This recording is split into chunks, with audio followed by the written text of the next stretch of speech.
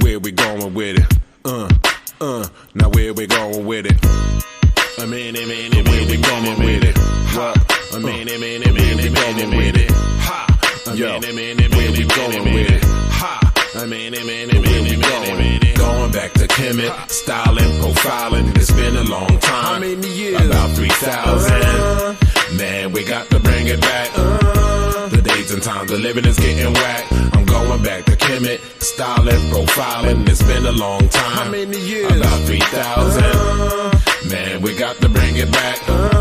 The days and times of living is getting whack. I seen kingdoms come and I seen kingdoms fall. You could check it for yourself. You could read it on the wall like graffiti on the wall. MenyetAnkh is what it's called. I taught y'all in the past. Now I'm back to teach you all how to elevate and repent from filthy ways. I know it's hard, but it feels good to fast for 30 days. I got y'all searching for the land that's across the burning sands, where the men turn into gods and the gods turn into men. The jewel of the Nile is in the motherland. Each one teach one, so go tell your brother, man. You're feeling down, then you got to snap back like a rubber band. Lord, going back to Kemetic, styling, profiling. It's been a long time. How many years? About 3,000. Man, we got to bring it back. The days and times of living is getting whack. I'm going back to Kemetic, styling, profiling. It's been a long time. How many years? About 3,000. Man, we got to bring it back. The days and times of living is getting whack. Dee-dee-dee-da-dee-dee-dee-dee-da-dee-day. All the words I chant when I come forth by day. From the night, these sacred chapters I recite. Do my voodoo every day till I feel some things are right. Speaking in words of power, speakers get blown. Ancient tradition, deep in your bones. Ancient wisdom, speaking in poems. Melodies take you deep in the zone. I'm going back to Kemetic, styling, profiling. It's been a long time. How many years? About 3,000. Man, we got to bring it back. The days and times of living is getting whack. I'm going back to Kemetic, styling, profiling. It's been a long time. How many years? About 3,000. Man, we got to bring it back. The days and times of living is getting whack. Too many youth wanna ride and die. I try to tell them about the I and I. In my presence, I got y'all feeling divine essence. I come through dropping jewels that's full of timeless lessons. Not Egyptian, I'm Kemetic, spitting poetic relics from the highest mind. Look to the skies to find where I am headed. I come when I be spitting, y'all be player hating me. I don't know, probably cause I'm serious like A and B. And C, we alike sometimes more than we would like. I got the gift of gab, I was born to speak on mics. Got raw in me glowing, now I shine like skies in Cali. I represent the hood and that hood is the Nile Valley. They call it Hoppy, the illest of the niggas. Nah, that's not me, I'm that golly representative. Spit the hottest sentences with the eye for rule. I see the evil that lurks in you. I live by 10 virtues that stops me from hurting you. I use oracles, so nowadays I plan better. Now I walk in the presence of God's angels and ancestors. Walking my path, speaking in code, talking in math. I got an inner divinity, mental serenity. I walk in my eye, even on my path alone. And in his zone, man, I got heart like Indiana Jones. I'm not a raider, but a raiser of the lost ark, the monarch of a righteous covenant. You ain't liking it, you loving it. I show y'all sacred ways from the ancient of days. The metaphysical master manifesting the greatest displays of mind control. Connect the spirit, mind, and the soul. I rhyme with flows that opens up your mind so you grow like the trees, but of course not the kind that you smoke, but the kind that keeps you rooted in tradition. I bring it back like how it was in the beginning. Going back to Kemetic, styling, profiling. It's been a long time. How many years? About 3,000. Man, we got to bring it back. The days and times of living is getting whack. I'm going back to Kemetic, styling, profiling. It's been a long time. How many years? About 3,000. Man, we got to bring it back. The days and times of living is getting whack.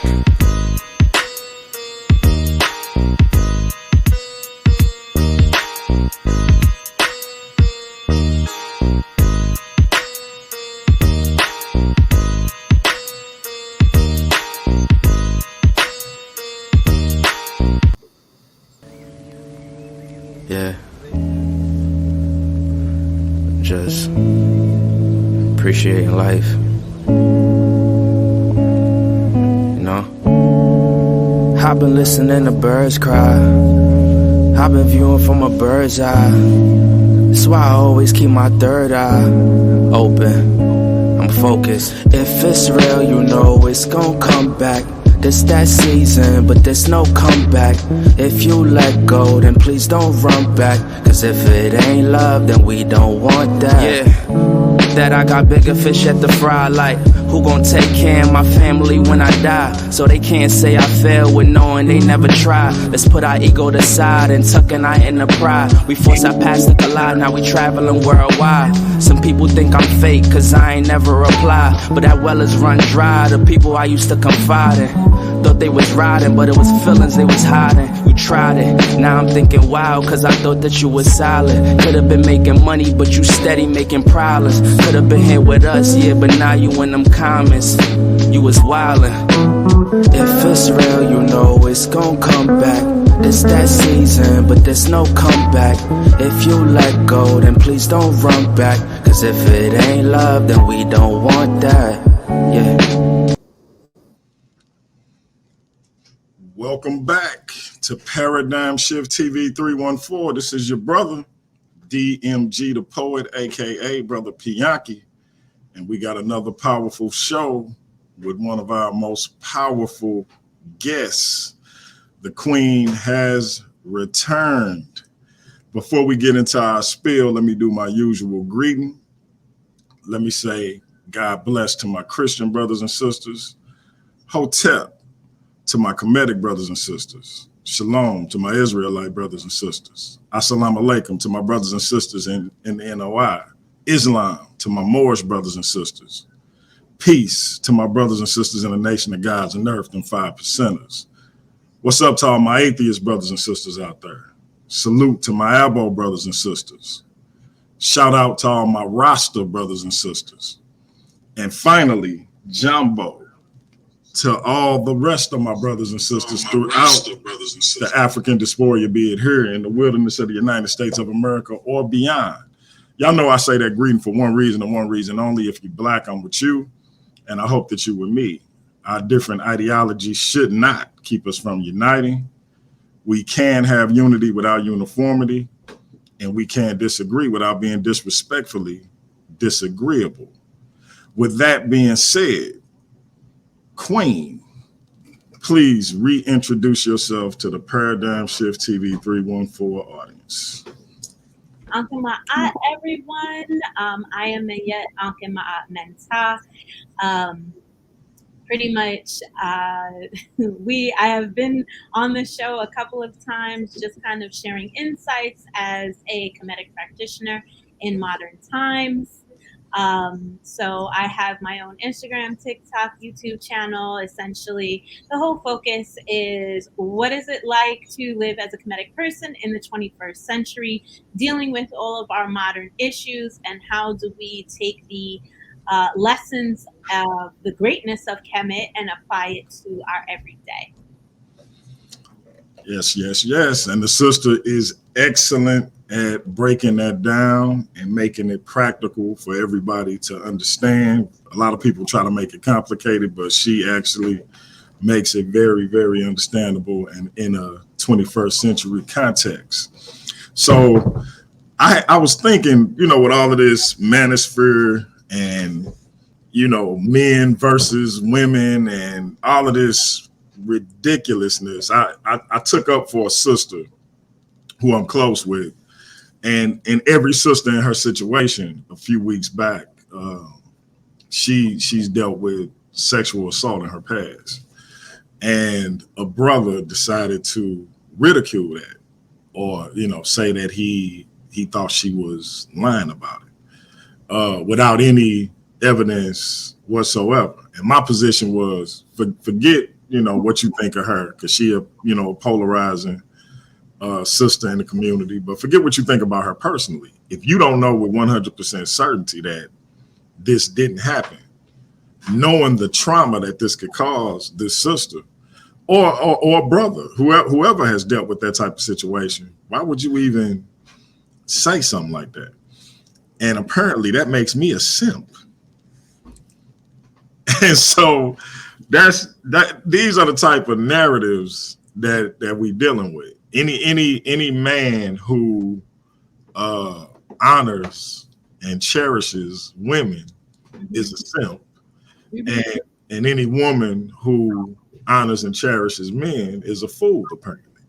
So I was thinking about it, and I was like, you know what? All of these people talk about how spiritual traditions of whatever variety are demeaning to women, particularly black women. I was like, I'm gonna have to reach out to my sister and see what kind of insight she can give us into the Kemetic legacy with regards to empowering women. And of course, as always, you rise to the challenge, and here we are. So I try. what you got for us?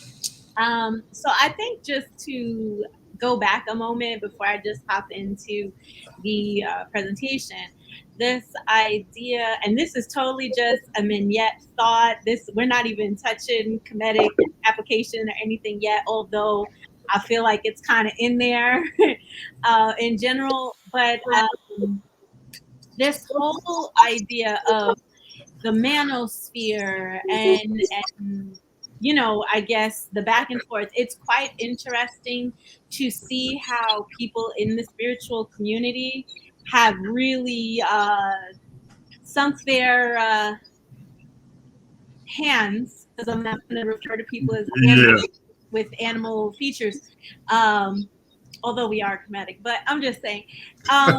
It's just very interesting because a lot of the talking points that I do hear do come from Abrahamic and Judeo-Christian backgrounds. And a lot of people will say, oh, well, we had that, before colonization and this and that. And again, Africa is a very, very wide place with diversity. But a lot of people will say, oh no, we were doing that and this is the way it is. Like, I know I got into it with a gentleman on the other platform within the channel, and he basically, when I asked questions, his answer was, well, men don't need to respect anything women have to say. And it's just like, but where does your text say that? Shout out to my brothers in the ISUPK. Like I wasn't even trying to be challenging, because it's like, to say, oh, well, my religious text says this. And I'm asking, okay, where is that? Oh, well, it's in there. Well, I don't need to explain anything to you. And it's just even the attitude, like, even if I was to subscribe to that narrative, and, the man is the head and the man is, for lack of a better way of saying it, and I'm not saying this to be inflammatory, but the idea of supposed to lead as a father figure. So if the woman is, beneath a father figure, a benevolent father figure educates his children.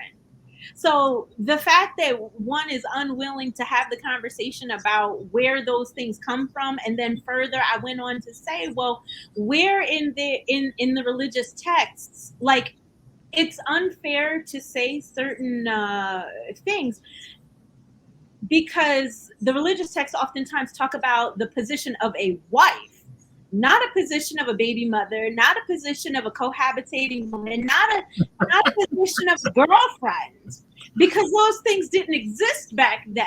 Right.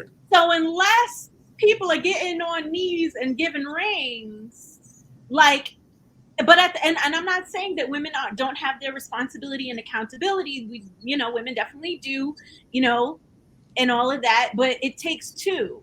It takes two to make a situation, like, and that's just that idea of ma'at, and it's just so imbalanced. It's so classist. It's so like it's so many layers to this whole manosphere thing, where there are truths in there that are worthy of exploration and respect and conversation, but everybody's just arguing with each other, like, or a lot of these podcasts, they'll get women, but they'll get a 19-year-old girl, like 19-year, where, like, not to say that 19-year-old, 20-year-old, the young people don't have wisdom, they do, but there are just something, like, if one's brain does not finish developing until 25, 26 years old, you cannot sit here and get a bunch of 19-year-olds and say that they're a bunch of experts, because they haven't even been in adult life for more than a couple of years. And even if they were in it because of life circumstance, that means they're coming from a traumatized place. Even more so why this is not a healthy person to be listening to with their perspective. So it's I I'm very concerned for our people because um it's very interesting, and this is my last point about that, that there are some people who are of that manosphere that are currently, I believe, indicted or whatever in other countries. And everybody's like, oh, this person is so correct, so correct. But this person constantly puts down men and puts down, he's ableist, like, oh, what do handicapped people need parking spots for? I'm more important because I have money. Where's your Bugatti? What color's your Bugatti? Right. And it's such a weird thing that, you know, at the end of the day, this gentleman, if I'm not mistaken, and somebody please correct me if I'm wrong, this gentleman's father was in the CIA. I don't know why 2 and 2 is equal in purple, but that's a little Hey, ridiculous. talk about it. Talk about it. So I don't understand why we're like, yes, you know what? This is the best person I should listen to. It's like, you know Yeah. what? We go listen to J. Edgar Hoover at that. Like, Right. It's like they don't. They ain't even got to do COINTELPRO no more. It's just, you know, yeah. We just. Yeah, it's levels to it, but we will get there. So that I just had to comment when you said manosphere. It was like, bing, gotta say it. Yeah. And it's on both sides. Like I see a bunch of black men saying ridiculous things about black women. I see black women saying ridiculous things about black men. It's gotten nuts. Oh yeah. And so, but real quick, shout out to my triple OG Rodney Jones in the chat. I ain't seen you in a minute, bro. Good to see you in here. But yeah, it's crazy. So yeah, we can get into it though. But and we already got a question before we even start. You want to tackle that now, or you want to wait till after the presentation? Okay, we might as well before I even go ahead. What was the question? All right.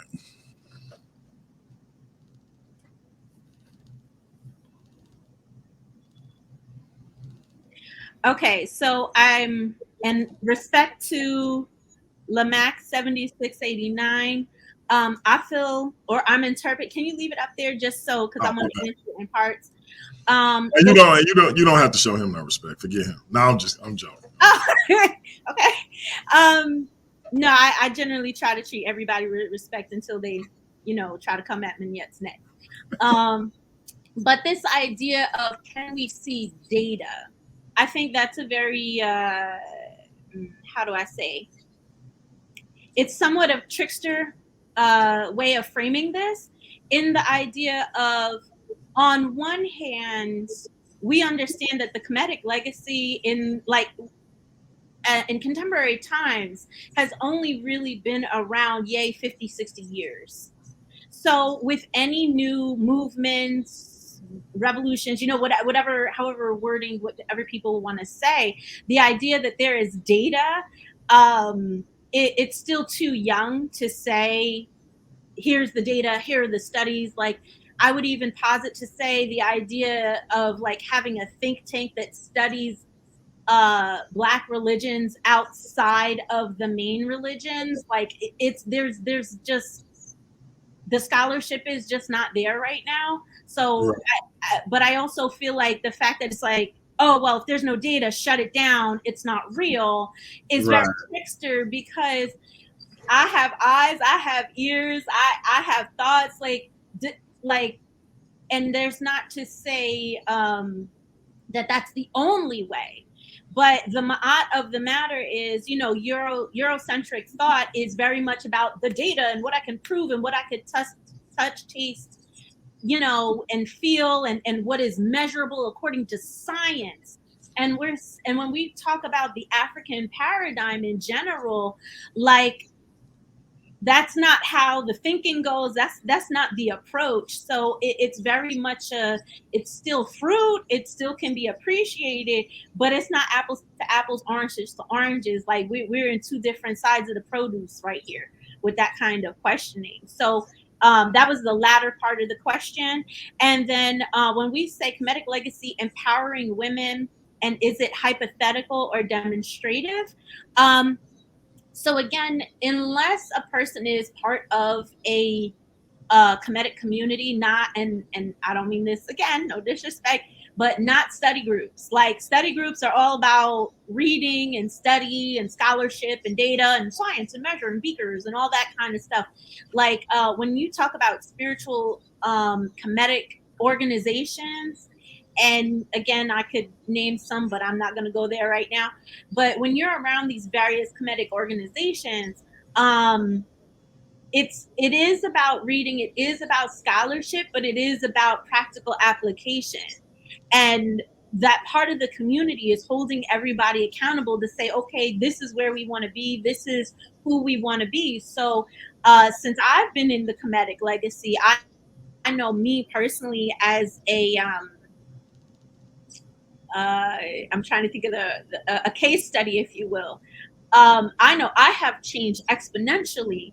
And I used to often say it. I do believe the Kemetic legacy saved my life because, and I've said this on previous shows, like there was a time in my life where, things weren't looking so good. I didn't really care about myself. Drinking and driving was a normal thing because I just did not value the divinity that is within me.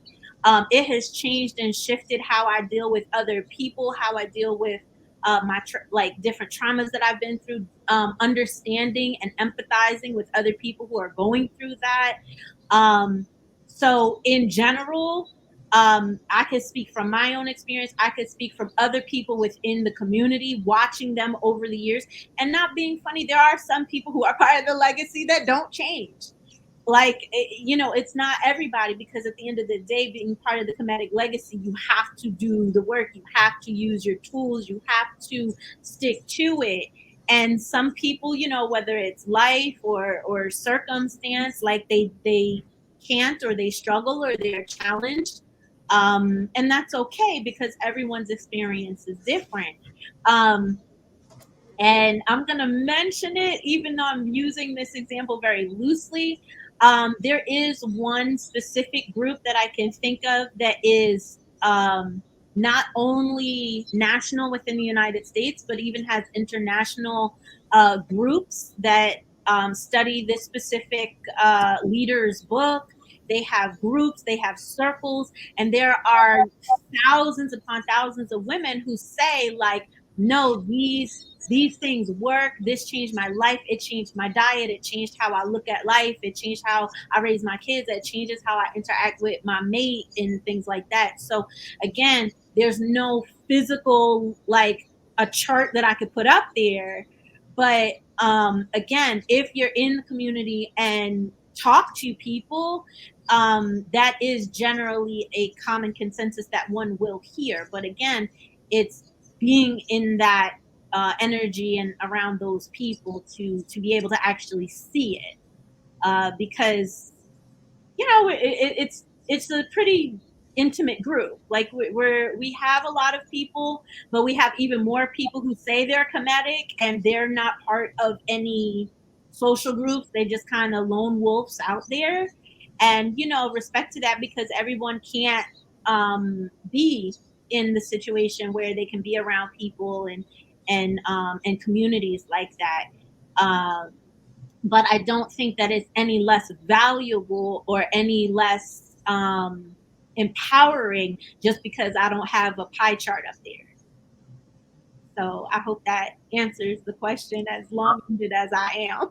I think that was as thorough an answer as could be expected. So and I agree with you, because I think even though I'm not a practitioner, when I was a part of a Kemetic organization, my health was horrible. And I've said this several times. I had people asking me, just stopping, "Are you okay?" And I'm like, "Yeah." You were breathing so hard, and I'm like, "Was I?" Or I could be, cutting my brother hair, and he like, "Hey, wow, why you breathing so hard?" And I'm like, I'm not. Come to find out, I was 345, 350 pounds. And being involved in that tradition helped me become more health conscious. I lost 60 pounds. I still could lose some weight, but I got that 60 pounds off. The sleep apnea has ceased, and I'm not pre-diabetic and all of those things. And I can honestly say that my involvement with the Kemetic organization that I was involved with was a big part of that. So that's a practical application that I can personally attest to. So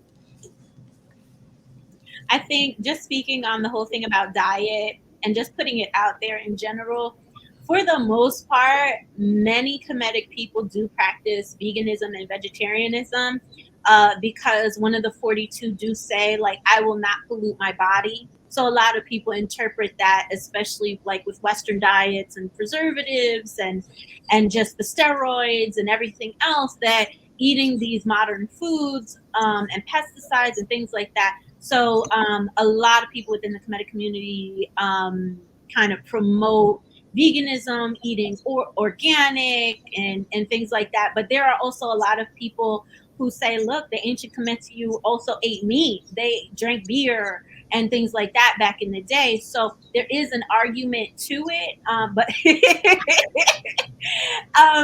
But the argument is also the idea of practicing moderation and also trying to have the best quality foods in general. So if you're going to eat meat, like you're eating grass-fed, you're eating it like you're cooking it yourself. Maybe if you have access to farm, you get farm fresh eggs or farm fresh foods and things like that, because you're trying to eat as non-polluting as possible.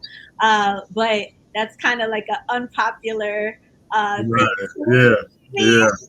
Like people look at me like, yeah, why are you saying that? But there are a good amount of Kemetic people who do eat meat, but it's just like, you staying away from the McDonald's meat. Like if I want a burger, I'm gonna go get the grass fed and put my spices and stuff in there, and I'm gonna do it myself. But it's definitely a very big thing. Like health consciousness and stuff is very, very big. Taking supplements and sea moss, like not being funny. And like the whole idea of people saying like hoteppers, like that's like saying the N-word to a Kemetic person. Like it's super disrespectful. Like it is the same. Like, but I get it. Some of the stuff that hoteppers try to emulate, like people be like, oh, buy my sea moss. Like, no, that's the thing within the Kemetic community, because we're big on, the vegan and vegetarian living. So, I didn't know about sea moss, moringa, like all of these things, and so, and even I saw a presentation Sanjetti did on the Shrine of Ma'at's channel. And I've always been a stickler for, hygiene, as far as me, making sure you're clean and you present yourself a particular way. And I was listening to him talk about how that was, cleanliness was a big deal in ancient Kemet. And I was talking to a brother who considers himself Kemetic, but wasn't necessarily representing that side of the tradition, and he took everything else very seriously except that. And I had to inquire, on some perk, like, are you having some issues that maybe you need some help with, and this and that. And I sent him those videos, and it kind of helped him. Okay, this is important. It's not about me just being a man and not, and he started to fix that issue. So it's several things in the real world, even in the 21st century, that can be applied to your actual modern existence, so to speak. You just reminded me of something. I swear, this is the last thing before we move on. That there is this whole thing on social media of men within the manosphere. I feel like it was probably a very small segment, not a big part, but saying that like washing one's crevices was considered homosexuality and they wouldn't do it. And that was Yeah.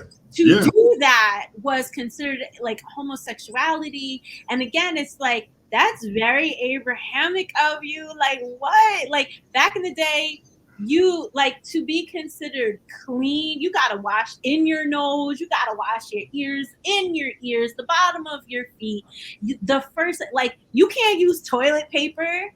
Like, you can't use toilet paper. You have to, like, if you don't have a bidet, but say that to some guys in 2023 and they're like, oh, that's insert homophobia here. And it's just like, no, you got little dingleberries in there, boo. Like, you gotta wash them out. Like, you gonna go to the altar, you gonna ask for blessings, and you don't got even a clean butt. Like, that's so offensive to me that you would step to a woman and you don't like. you don't. And I remember I was joking because he was little. My son was probably like 6, and I was like, son, we got a no streak policy in this house.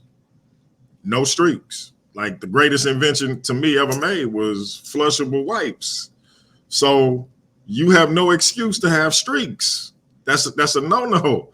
And he was, everybody was like, I was like, yeah, I had to put you out, son. So, we laugh about it to this day, but hygiene is that's the, yeah. But that exact thing you said was what this brother was putting forth. And I'm like, you got to be joking. Yeah. Like, it's a thing. You can't be serious, but he was serious. Yeah. I'm a grown man. Yep. So, and I mean, and the same, goes for females too. Like, it always surprises me when I hear, somebody just finding out that you don't go back to front, but front to back. Like, but again, that's part of a wider society thing of, if we grow up in the Abrahamic place where we don't talk about body parts because they're considered bad and dirty and stuff, like, then we don't have these conversations. So we could just say right there, boom, cleanliness and hygiene is that the Kemetic legacy empowers both genders. Because just in it just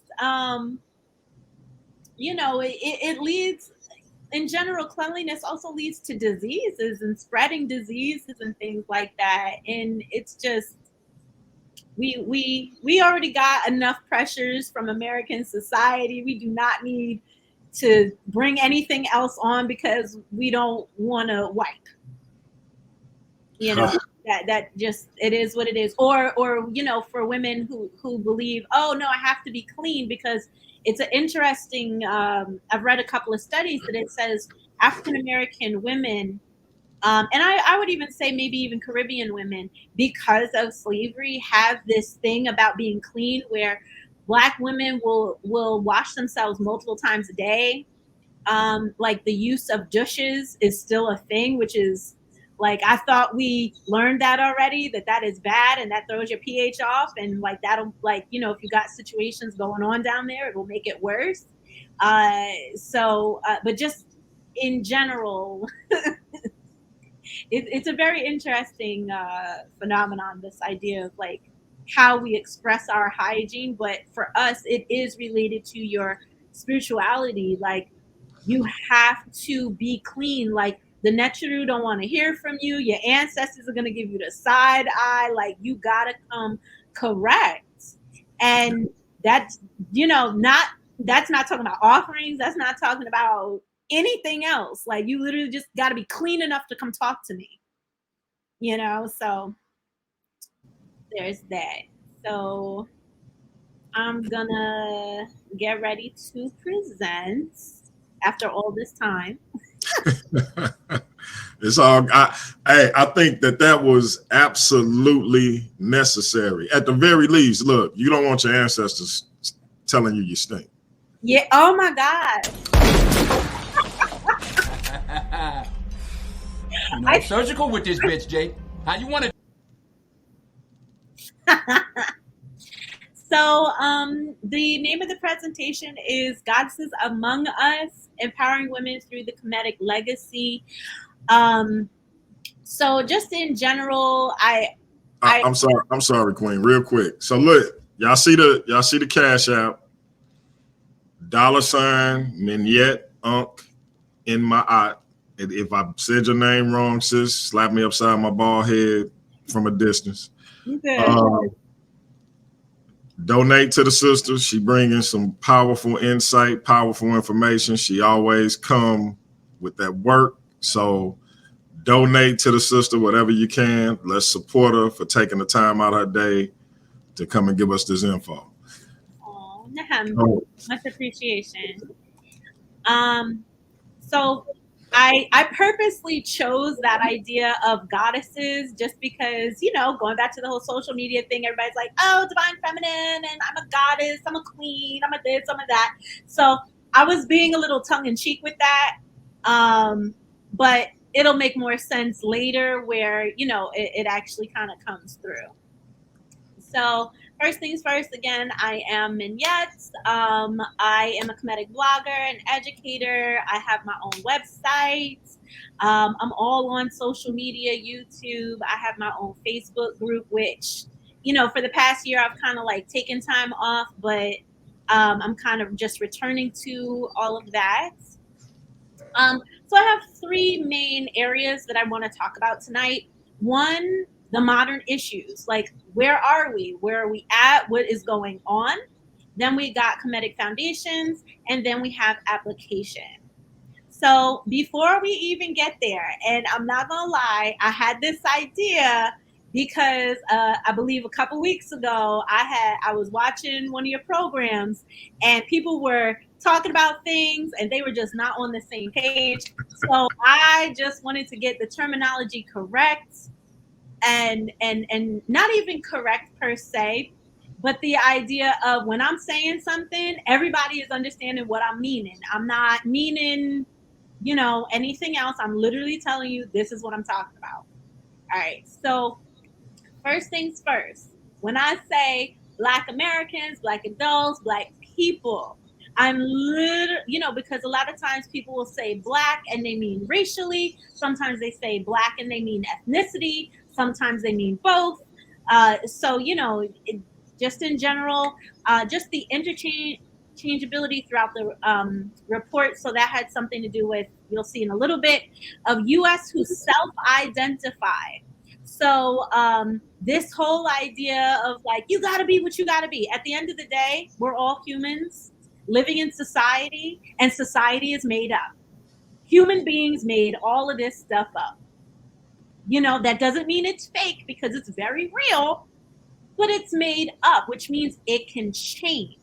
So temporarily, like generally speaking, back in the day, it was straight up what you look like, what your blood is, and stuff like that. Nowadays, the meaning is if you identify, and I know that's gonna, ruffle some people because it reminds them of other things. We're not talking about that. Please come back. I said come black. Come back. Like, don't go too far off the deep end. I'm not talking about Rachel Dolezal, and I know that's what she want to do. We're not talking about her, okay? But in general, it's also not fair, especially like in my area where I live. There are a lot of Haitian Americans here. There are a lot of Nigerian Americans here. There are a lot of Dominican Americans here.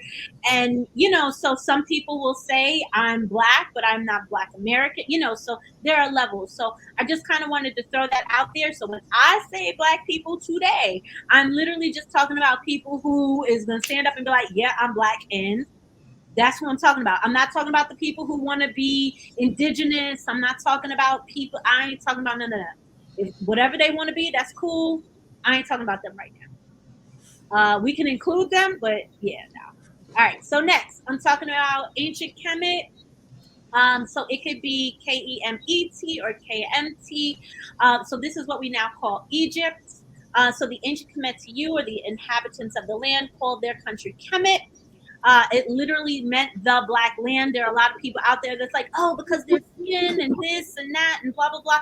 Please study the language. And I defer to Sanjetti. Sanjetti is the one when it comes to the language, I am still learning. I am not sitting here saying that I could break down the whole, MenyetAnkh and stuff like that. I'm still learning. But generally speaking, there's some historical debates, but for all intents and purposes, we're going to go with they called the land because of the silt, because of the Hapi and the silt that came out, made the land fertile. Cool. All right. The Remech, that just means the people. So if I say Remech, I'm just talking about the people who lived in Kemet back in the day. Kemetic, the inhabitants of what we now call Egypt. We also use Kemetic like nowadays to mean practitioners of the Kemetic legacy. So people who belong to Kemetic communities, again, not necessarily study groups, because study groups, their focus is more so about scholarship and education, not application or spirituality, religion, whatever words you want to use with that. All right. When I'm saying MenyetAnkh, so this literally means the words of God. So this is what, now we see as hieroglyphics, which technically would be Sesh MenyetAnkh. So that means the written language or the actual hieroglyphs. And then Rani Kemet is the language, so what they spoke. The idea behind this is, just like little babies, we learn how to speak before we learn how to read and write. So there are, just different words. So anytime somebody says MenyetAnkh, like, depending on how they're talking about it, so we know. So the big bad word that everybody is pissed off about these days, feminism. Like, look, I figured I'll get it out the way. Might as well. So when it comes to feminism, okay, everybody, take a deep breath. Woosah. I know we're triggered right now. It's okay. It is okay. So feminism, when I say feminism, I'm talking about the advocacy of women's rights on the basis of the equity. I'm going to change that, not equality, equity of the sexes. And I'm not trying to be funny to anybody, I'm not trying to put nobody down. If you do not know the difference between equality and equity, I highly encourage you to do a little Google search. They are not the same thing. A lot of stuff that goes on in the manosphere has to do with equality, and the talking points are based on equality. I am not talking about equality, I am talking about equity. They're, like I said, not the same thing. So when we're talking about feminism, these are the main kind of areas, if you will. So you've got liberal feminism, radical feminism, Marxism or socialist feminism, postmodern or post-structuralist feminism, and multiracial feminism. So a lot of times when these various conversations are being had, no one is actually stating, hey, this is the lens of feminism that I'm coming from. So like Pianki, when you were saying earlier about like, even from the women's side, and they're coming at it from this, that, and the third, and they're sitting there saying like, oh, I'm a feminist, boo. Like, please don't do that. Please don't do that, because this would be the equivalent of like, there are so many different types of feminism, and it's still, emerging and changing, simply because we're human beings, and, we live on this earth, and things change. So, depending on what the needs are, feminism will change. So generally speaking, we have equality feminism, trans feminism, post-colonial feminism. So some of these, like if you say post-colonial feminism, that might be more predominant in West Africa or down in the Caribbean because of the whole colonial system. And again, feminism can even change from within a location depending on the population of people that you're talking about and what the equity that is trying to be highlighted in those areas. So you got intersectionalities, postmodern, first, second, third. I think I would say we're almost in a fourth wave of feminism. So first wave had to do with, like, back in school you learn about all the what do you call it, like the suffragettes, and they were outside and they wanted the vote. And then the second wave of feminism was in the 1960s. Women are burning their bras. This came with the advent of the birth control pill and women being able to have a little more like body autonomy and being able to say, hey, I don't want to get married and have a family. I want to be able to provide for myself, or I want to be able to, X, Y, and Z. And then the third wave came up in the 90s. And, that's when we started to see a little more, what's the word I'm looking for, unfolding, if you will. But I feel like, and again, this is just Minyet, feminism now, I think, is in a fourth wave simply because of the whole Me Too movement and just the whole inclusion of like trans women and all of that stuff is changing. Again, I know I said the T word. Y'all don't flip out. Don't flip out. Don't flip out, please. Woosah, come back. Don't get triggered. Look, when we're talking about definitions, we have to be fair. We're not in our feelings. We're just stating definitions. Just the facts, folks. Just the facts. That's it.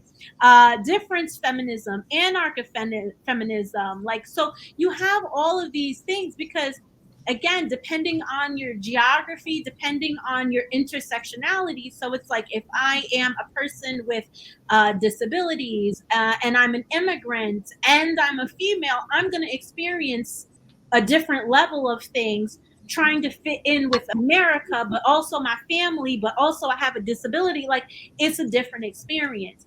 So again, the reason why I'm bringing this up is because as we kind of go further, if I'm talking about feminism, I want us to just like, Minyet is literally just sticking to what's at the top up here. I am only mentioning this because, when somebody want to start spitting nails about Lizzo shaking her booty cheeks or Keke Palmer with her tatas, like, I'm not talking about clothing. I'm not talking about respectability politics. I'm not talking about that. We're only talking about equity in the sexes. Again, if it comes up. And we appreciate the clarity. Yeah. Or at least we should appreciate the clarity. I'll say it like that. Yeah, it's just unfortunate because people are just hear that word and they automatically just think this weird oppressive thing, and that's only like I showed in the list. That's only one little teeny tiny segment of people within the umbrella. That is not the whole group. That is not what the whole group is even trying to go for. So next, if we're talking about feminism, we got to talk about femininity. Like, what exactly does that mean? So within society, again, because all of this is made up, human beings make this stuff up and it changes. Back in the day, if I wore pants, oh my gosh, people are going to flip out. If men wore pink and high heels, that was all men's fashion. And if I wore it, I was, being gender bending and stuff back then because that was men's stuff. So again, these things change.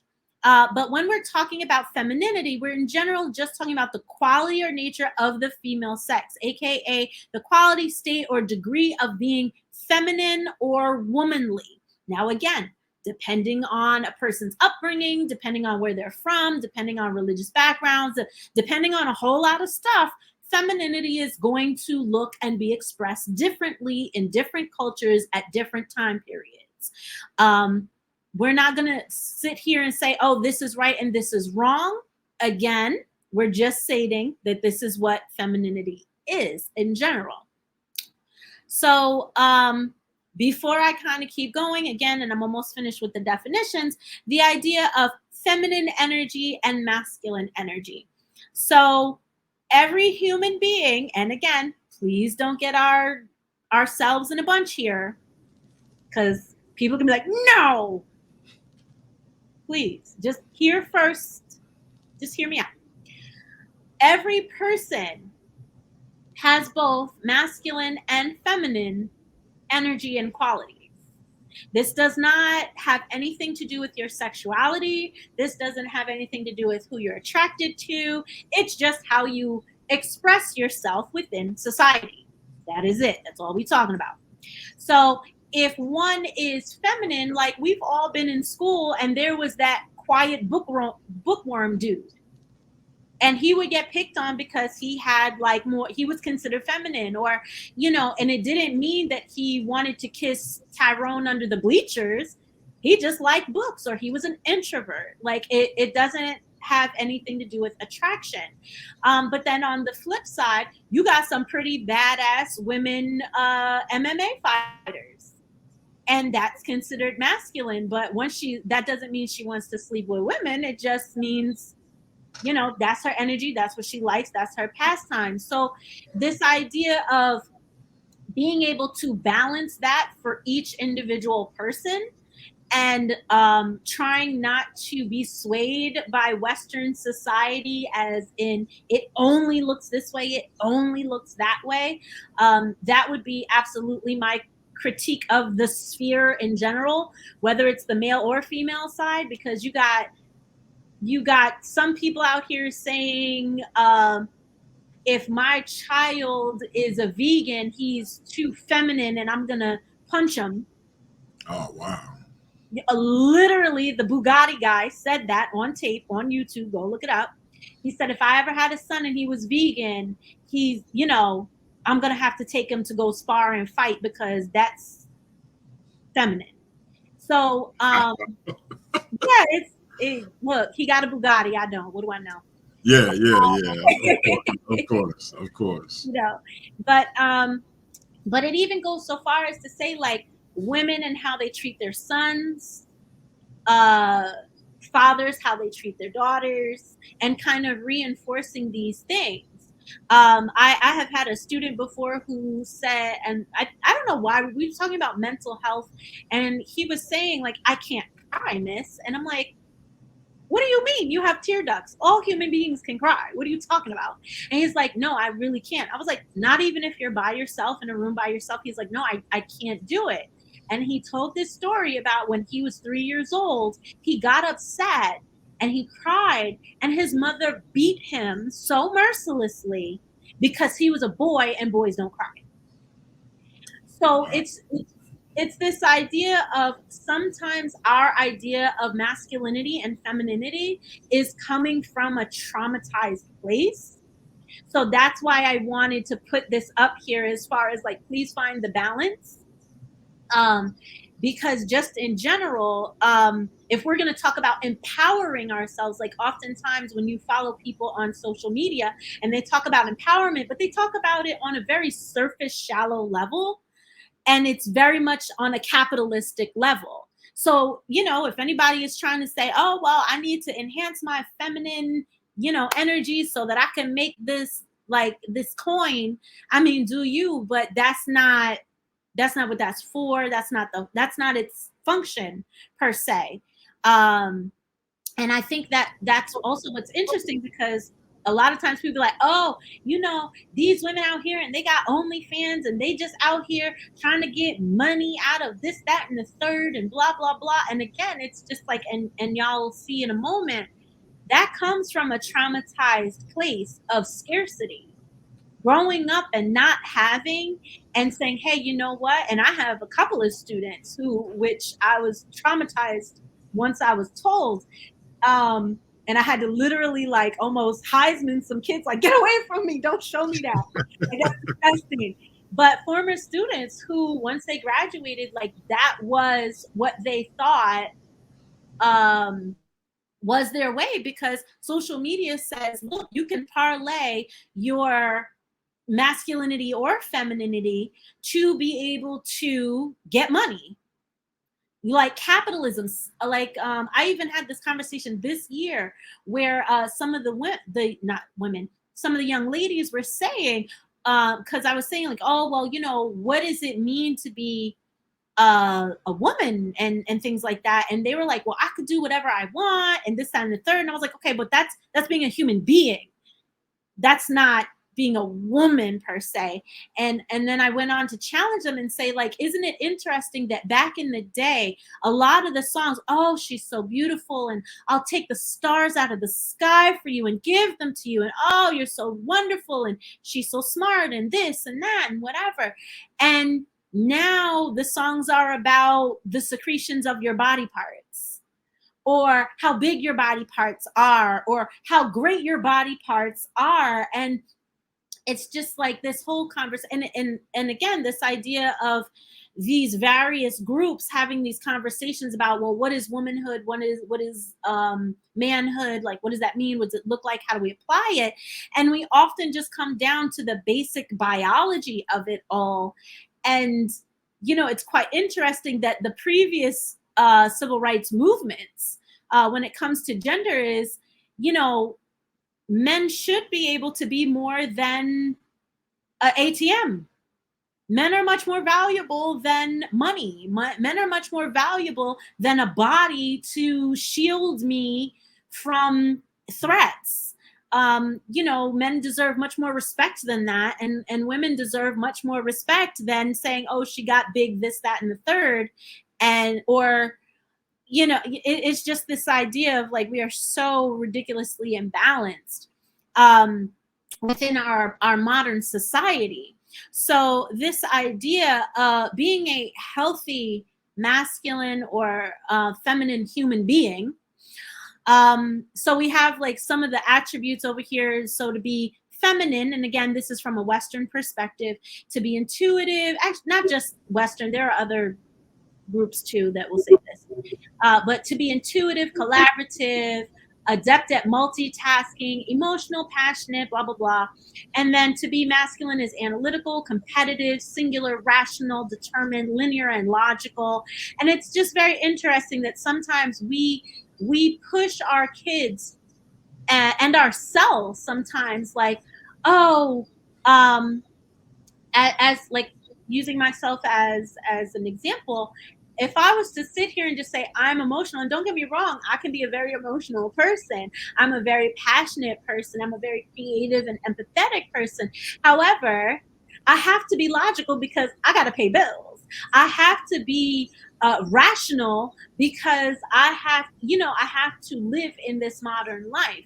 So being all on one side or all on the other side is just not healthy. So could you imagine being a guy and you can only be on this side? You cannot be good at multitasking. You always have to have a woman do something for you because you can't do laundry. Oh no. And now you stink. Hey, for the record, I've been married, it'll be 26 years in August. And my wife has probably done my laundry twice because I'm particular about my stuff. Now, I've done her laundry. Now, I'm doing her laundry right now. So, because I'm particular about her stuff as well. So think what you will. Now, as y'all know, I also take jiu-jitsu, boxing, and Muay Thai. So if you want to test my masculinity or femininity, you're welcome to it. But now, and I'll point out, I remember I had I think it was a 99 Bonneville. My alternator went out.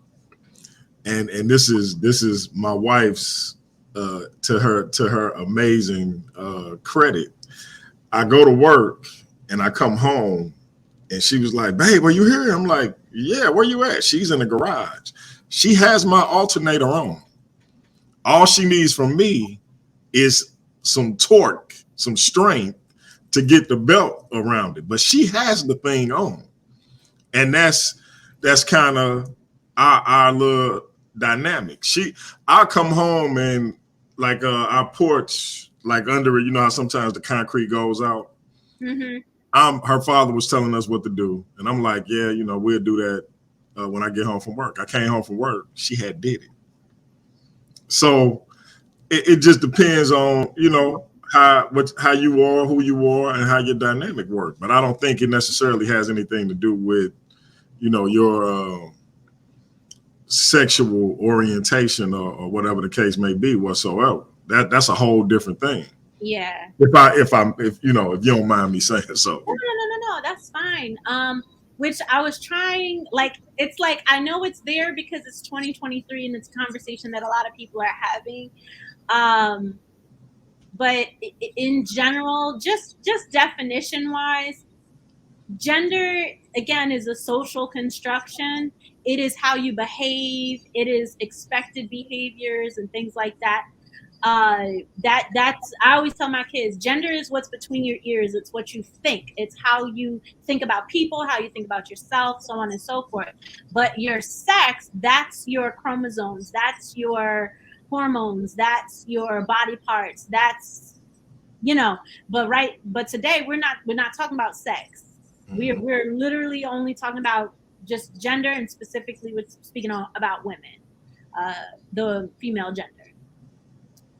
So to the point that you had just made, again, could you imagine if you, like, as a man, to have that pressure of, oh, I have to do everything handy? What if you don't like being handy? So now you have to do something just because you were born with certain parts, or, I have to love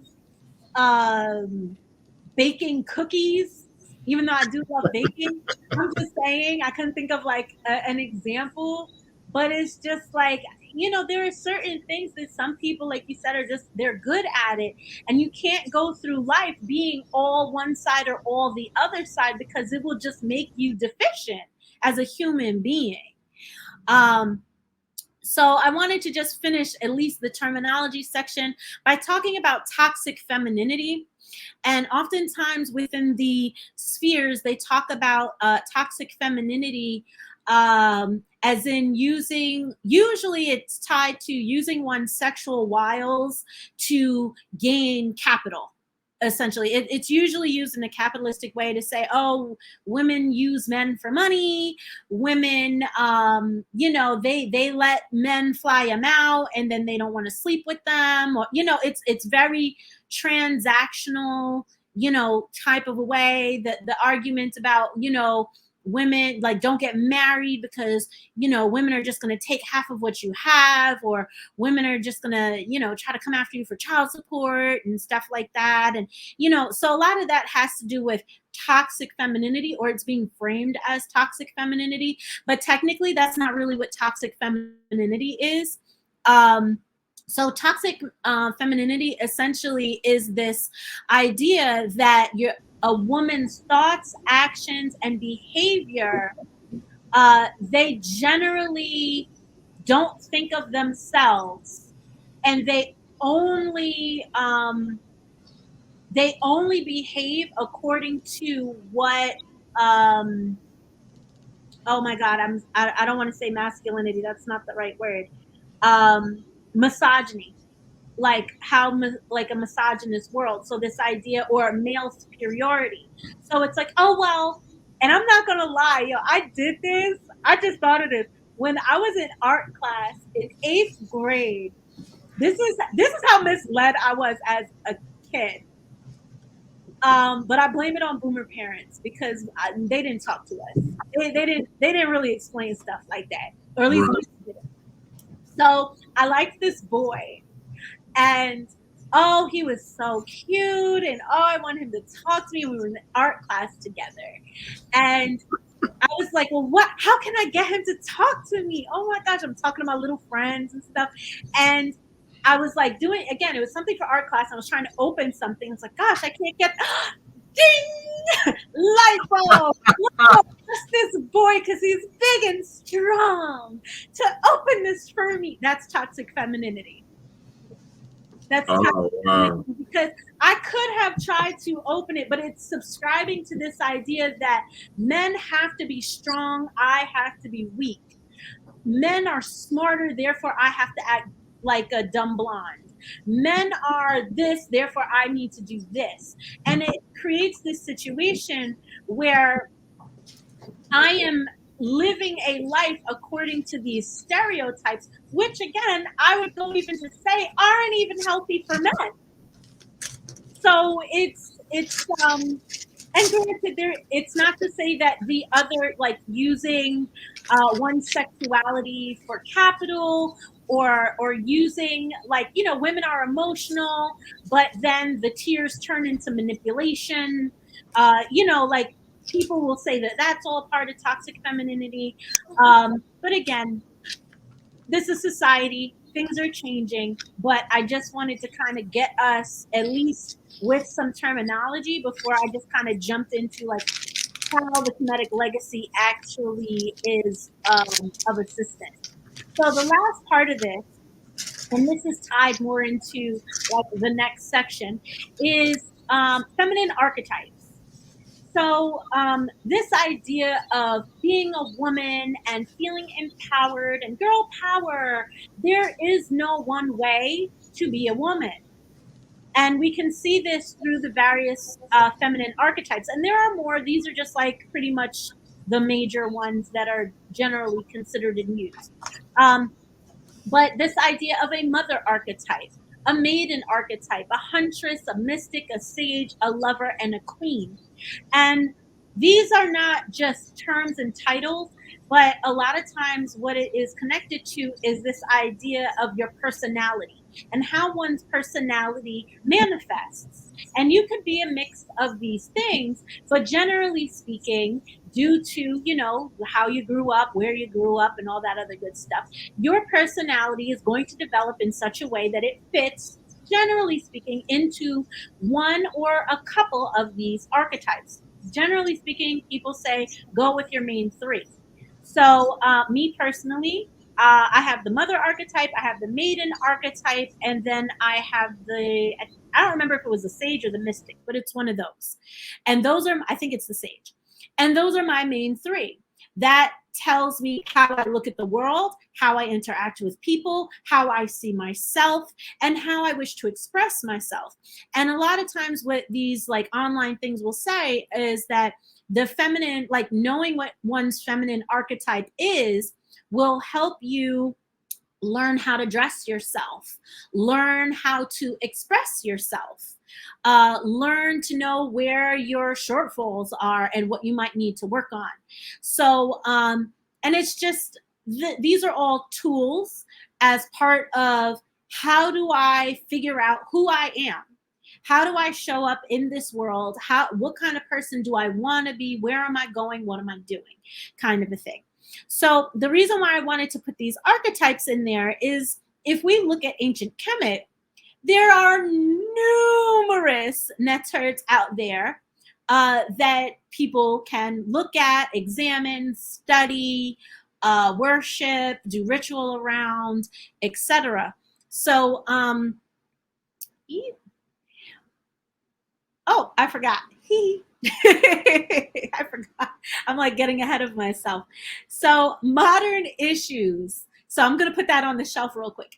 Modern issues. So when I started thinking about this topic, and I'm probably going to move through this section a little quickly, but if anybody wanted to reach out either on social media or something like that for this part of the presentation, I'll definitely would not mind sharing it, simply because I know I'm going to rush through it a little bit. So first things first, where are women? What are women dealing with these days to say the Kemetic legacy empowers them? So according to the UN Women, and this is like just a subset of the UN, they had a press release that came out this month that said less than 1% of women and girls live in a country with high women's empowerment and high gender parity.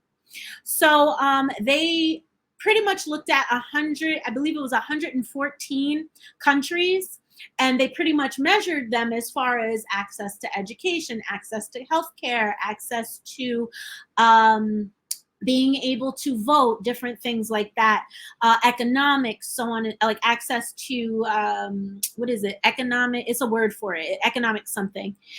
And it was just very interesting because even within the United States still isn't even within the 1%. The 1% essentially is Scandinavia and Europe. But the United States technically, because they have their top section, a second section that says it's like middle, then they have lower middle, and then they have just not really good places for women to live. And the United States did come in the second tier, but they were at the bottom of the second tier. So we are literally like this much better than what is considered low access areas. So that's interesting. Okay, I don't want to, oh yeah, so I said 114 countries. So globally, women are empowered to achieve at only 60% of their full potential. Now, I understand, like, we're in a recession. As human beings, we're competing for jobs, we're competing for scholarships, we're competing for paychecks, we're competing because we live in a capitalist society, and that's how it's framed. So I understand, like, competition, and when we have more equality, and notice I did not use equity there. When we have equality, it takes away from men, it takes away from able-bodied people, it takes away from the dominant racial group, it takes away, it just takes away from whichever group you deem to be on top. So generally speaking, getting back to the number, 60% of their potential. So now, if women are at 60% of their potential, how are our homes? How are our families? Like, what is the status of those things? Because generally speaking, when a person has like a dream deferred or a failure to launch, that affects their mental health, that affects how they deal with the people around them, how they look at the world around them, and, subsequently how they raise their children. So if we're looking at this as, Black people in this country specifically, and that number is, again, globally, we're not even in America yet. It would beg the question of, if we know this, why are we having these conversations between men and women, just like was on the show that was on the channel, like, why are Black men and women not seeing eye to eye? Why are they not getting along? So on and so forth. So, we really want to try to examine that. In general, they achieve an average of 72% of what men achieve across key human development dimensions, as mentioned in their study. And there is a whole study. Again, if you want to see the study, I can send you the link for it, just because I don't want to mess up the screen right now. If you want to put the link to that study in the chat, that's fine. Yeah, I thought about it, but then I would have to, like, exit because I put it in the notes of the presentation. So I don't want to mess it up. So when we look at these areas, and of course they're so small right now, I am sorry for that. So when we look at the Women's Empowerment Index, we are specifically talking about life and good health, women, like mortality rate, like what is the overall health condition of women? Are they bathing? I couldn't help myself. Education, skill building, or are they working menial jobs? Or are they sticking to just domestic work? And, I understand the conversation. Oh, well, a woman has duties and this and that. And again, that's a society thing. But it's just like, even just thinking as oneself. And we learn, especially early in this country, this idea of, dream, you could achieve anything. And then once you get to a certain age, life just kind of punches you in the face and you're like, oh, ho-hum, I can't do that anymore. So that's a human thing, but, statistically, it does affect women, people of color, people who have disabilities, blah, blah, blah, blah, blah. Again, your intersection, where you are in the society, it affects women at such a higher rate because, like, I have a friend, and she has 2 daughters and she just had a son, and her daughters are like super helpful with helping with the baby and doing this and doing that.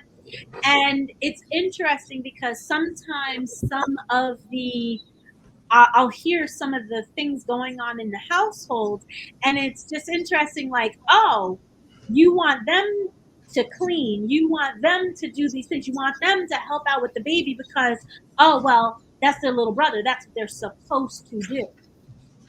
And it's just like, but how many people in 2023 have abusive, horrible mothers who probably should have never had them?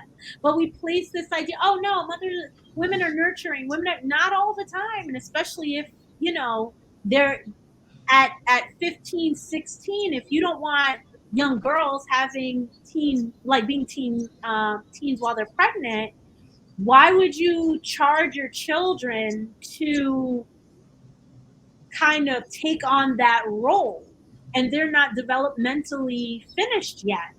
If I may, I can't tell you how many times I've heard women who had children as teens say something to the effect that my mother made me responsible for my younger sisters or my younger siblings, and so I felt like it wasn't a big deal for me to have a child. Now, and I used to feel like that's the stupidest, like you have to take care of them and you thought it'll be a good idea for you to, but again, you just pointed out they're not done developing their brain. So it's a correlation there that I can't relate to, but they make that connection. I've heard at least 5 women that I know say that.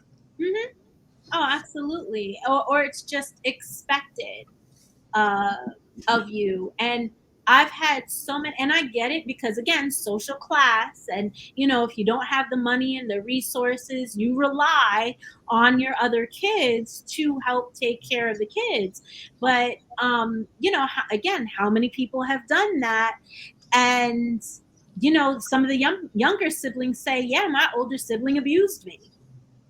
Or they like, even like they're, I'm not going to go into detail because it's very personal, but essentially, um, a, a woman I know, she experienced sexual assault, and it was co-signed by her older sibling.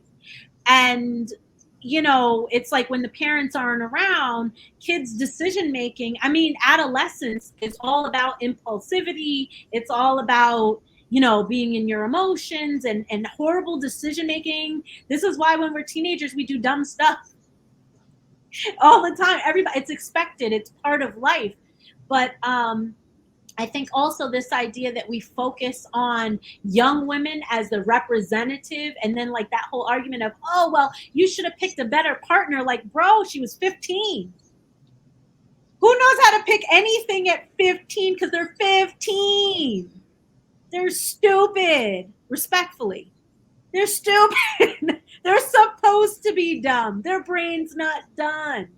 So it's just, sometimes, and there have been plenty of studies that talk about women and how, like, when a woman, I'm sorry, not a woman, a young lady or a young girl wears certain clothing, and they're suggestive, oh, she's fast, and we're quick to come down on them.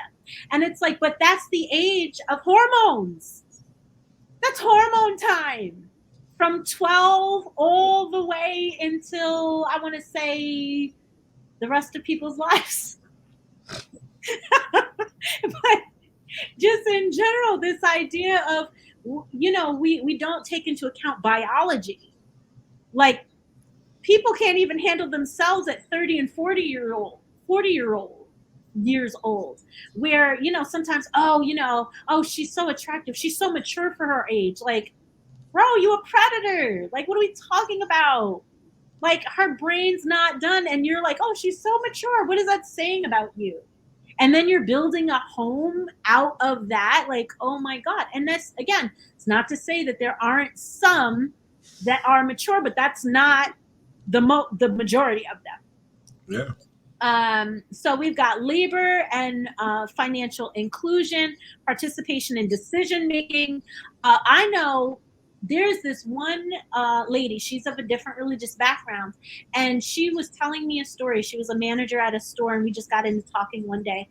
And she was just saying, like, this horrible experience about, and this isn't about polyamory per se, this is just her experience. But it's this idea that she was pressured to take on another wife when she was uncomfortable. And she was like, I feel like if maybe we could have talked about it, or I knew from the beginning and I could have worked through that, or, maybe I could have just taken my time. But, I said maybe. And then 2 weeks later, he got married and brought this woman in the house. So now you're going to have two women going at it. And the one was younger. So, again, younger to older, that's always going to be, Right. the maturity, the cattiness, all of that's going to come into play. Or, and it's like, well, how are we, like, you just spring stuff on people, and it's like, oh, well, you have to be okay with this. You have no emotions, even though a couple charts ago we know the femininity is supposed to be on the emotional side. But no, you can't have any emotions or thoughts or feelings about any of this, but you still have to run a household with this Just brand deal new with person who you don't even know, who you don't even know if you like, who you don't know if they have your back, or are they an invader? Are they here? Like, who is this? So it's, this idea of, why we're not consulting women. Like, what was it? That little girl who 19 years old, went to jail. I think she's 3 months in jail for getting the morning after pill. And her mom is 40 and she was 17 at the time. And her mom got her the abortion pill. And again, I'm not saying anyone's opinion, if it was right, if it was wrong, but it's the idea that no, you can't make a decision. You cannot have that right to make a choice, a decision, and experience the consequences for said decision. But on this side, we're going to condemn Saudi Arabia for, women can't get a passport without their husbands. Women can't drive a car legally, I think it's until 30 or 35. They cannot take their children out without another male being present. Like, we're going to be so quick to condemn other groups, but then you can't, like, how does that work? So, and then we can go on, human development and blah, blah, blah. So y'all could look at that. So that's the world. But what about us in the United States? So in the United States specifically, and I found this quote as I was like doing my research. I was like, oh, I like that. And I'm sure we've all like heard it before. But Black women are taught from young to be strong, independent, and keep your business to yourself. We are the most vulnerable but least protected groups in society, even sometimes amongst our own communities. That's a fact. So this idea, and this is something that I've realized that I'm kind of challenged by lately, this idea of don't show your emotions. Like, you just got to be quick and logical and decisive. Like, you could be independent, but don't be too independent, because if you're too independent, you're masculine. So it's just like, how do you navigate this? And just to speak to that, historically, I grew up in a family. My grandmother passed away during childbirth. My mother was the last of 5 siblings. And my grandfather, everybody's from North Carolina, specifically Cherryville, North Carolina is where we're from. And down there, my grandfather decided, you know what? Because at that time, a man couldn't have 5 girls. So the Catholic Church was coming down and they were going to take all the girls.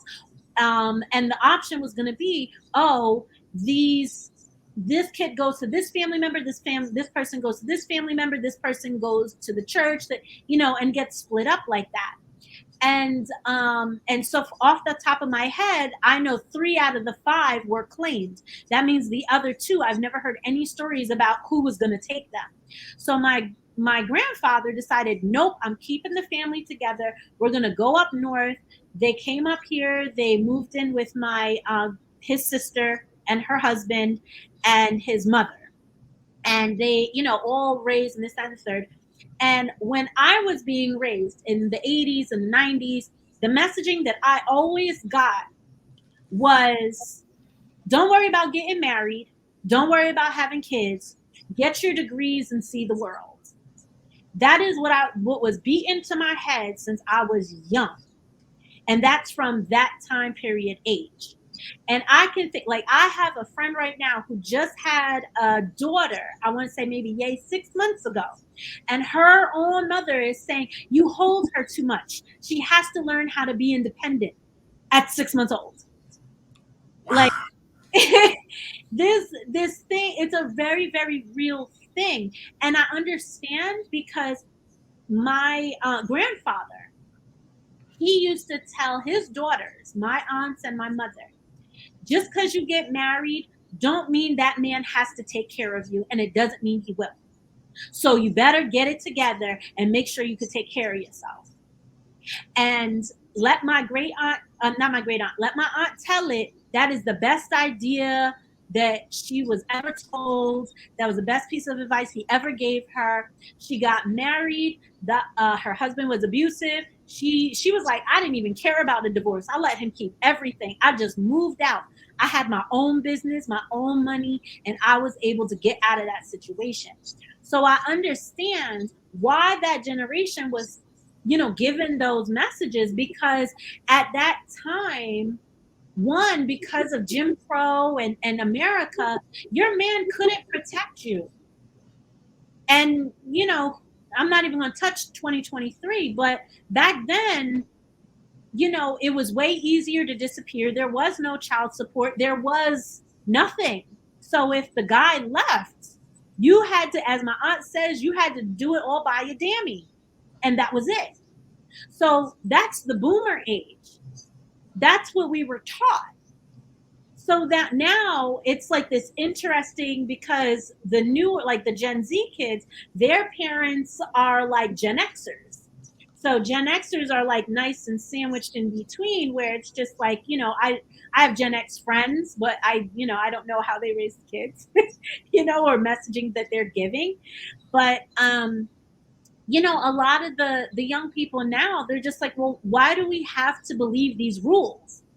These are arbitrary rules. Right. Why do I have to subscribe to you have to do the laundry? I don't like laundry.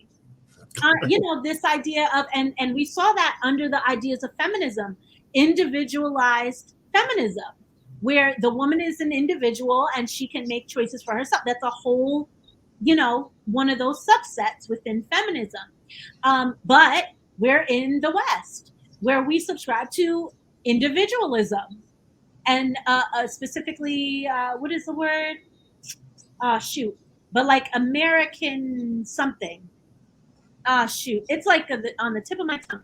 But it's this idea like that being individual, your own self, and pulling yourself up by the bootstraps is celebrated. So all these young people are actually acting on that. And we're like, no, get back in the box. You can't do that. Look at how you're dressed. Look at who you're sleeping with. How dare you? And it's like such an interesting thing, because, online there's, I'm going to break generational curses, but you're breaking generational curses of this idea of you always have to be strong, no matter what. Like my friends and I had this whole conversation about, like, when we were younger, like, think about how many songs was talking about, I want to ride or die chick. Like, everybody wanted to be a ride or die. But now people my age are looking back and it's like, but I was a ride or die, and there was infidelity. You cheated on me. You gave me STIs. You played me out. You left. You know what I'm saying? So it's just like, even when you do subscribe to it, it's like, how do you find that balance? How do you know?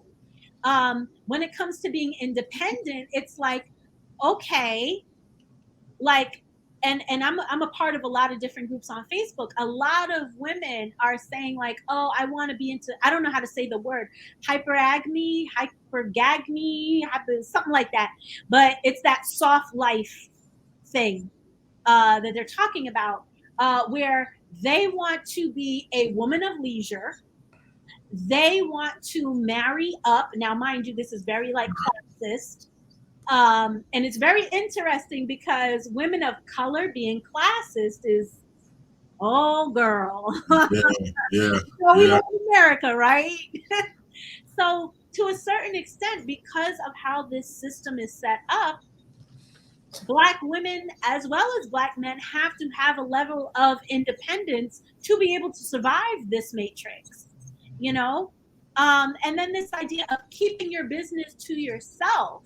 So, how many child predators, like, even if we just look at entertainment, how many people have been made, like, there are whole social media channels talking about old interviews where guys are talking about how they passed Aaliyah around at like 14, 15, 16 years old. And they're like, ha ha ha, I was in love with her. That's disgusting, bro. That's disgusting. Where they do that at?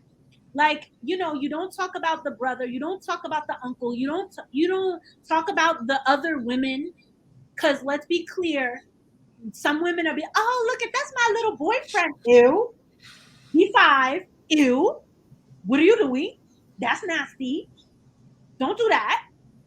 You know, like, where we're sexualizing children, and then we're quick to say, oh, well, you know, this culture or that group, they're over sexualizing our children. Like, no, it's already been here.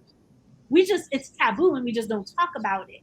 And it's like, so again, this generation is like, no, why am I protecting this person who's abusing people and causing hurt and trauma? I'm not doing that. I need to be independent, and I need to be able to fend for myself, because as we learned during COVID, nobody's coming to save you. That's facts. You know, and you got to be strong because life gonna whoop your ass. But it's like, again, if women are doing it, or, you know, again, whatever the intersection is, we have to, you know, look at it and you know, do we really understand the full scope of what it is we're parroting out? Because let's be clear, most people are parroting out things that they hear, things they hear their friends say, things they get from social media, and it's just like, don't give it a second thought. And so I'm glad you said that story earlier, where you were saying like, oh, you know, you had to step up for a sister because of the guy making fun of her for a sexual assault. And you know, this is something that can be talked until people are blue in the face, and people just really, really, really don't understand how pervasive violence against women really is. And Hey, real quick, because I just thought about this. Ironically, the guy who did this and then called me a simp for defending her and other women in that situation is the guy who was, remember the guy who was inboxing you when you came on my show? I was like, that's right. Oh my goodness. Okay. Yeah, but go ahead. My bad. All I'm gonna do is shake my head on that one. I'm shaking my head. But when it comes to violence, like, this is something we have socialized girls and women from a very young age as though this is something that's normal. And unfortunately, it is normal.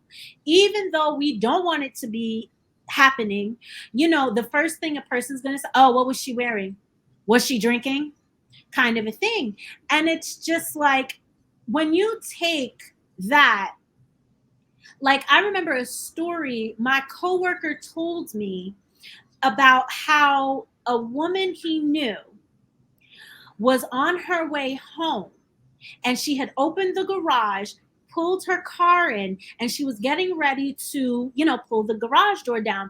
And a man came in And he pretty much told her, if you don't be quiet, I'm going to kill your kids. So he knew her, and he proceeded to do what he did. And it's just like, you know, it's very easy to say, oh, well, it's your fault. You put yourself in that position.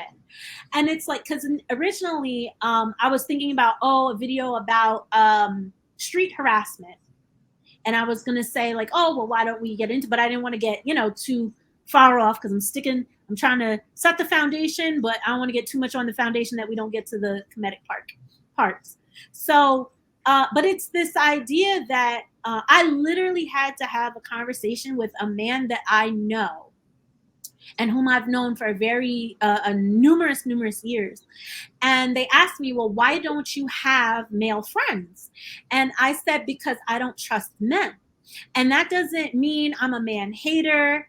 That doesn't mean, you know what I'm saying? Anything like that. Like I very much have a lot of esteem and respect for men, but a lot of what's walking around with dingalangs in between their legs are not men. They are animals.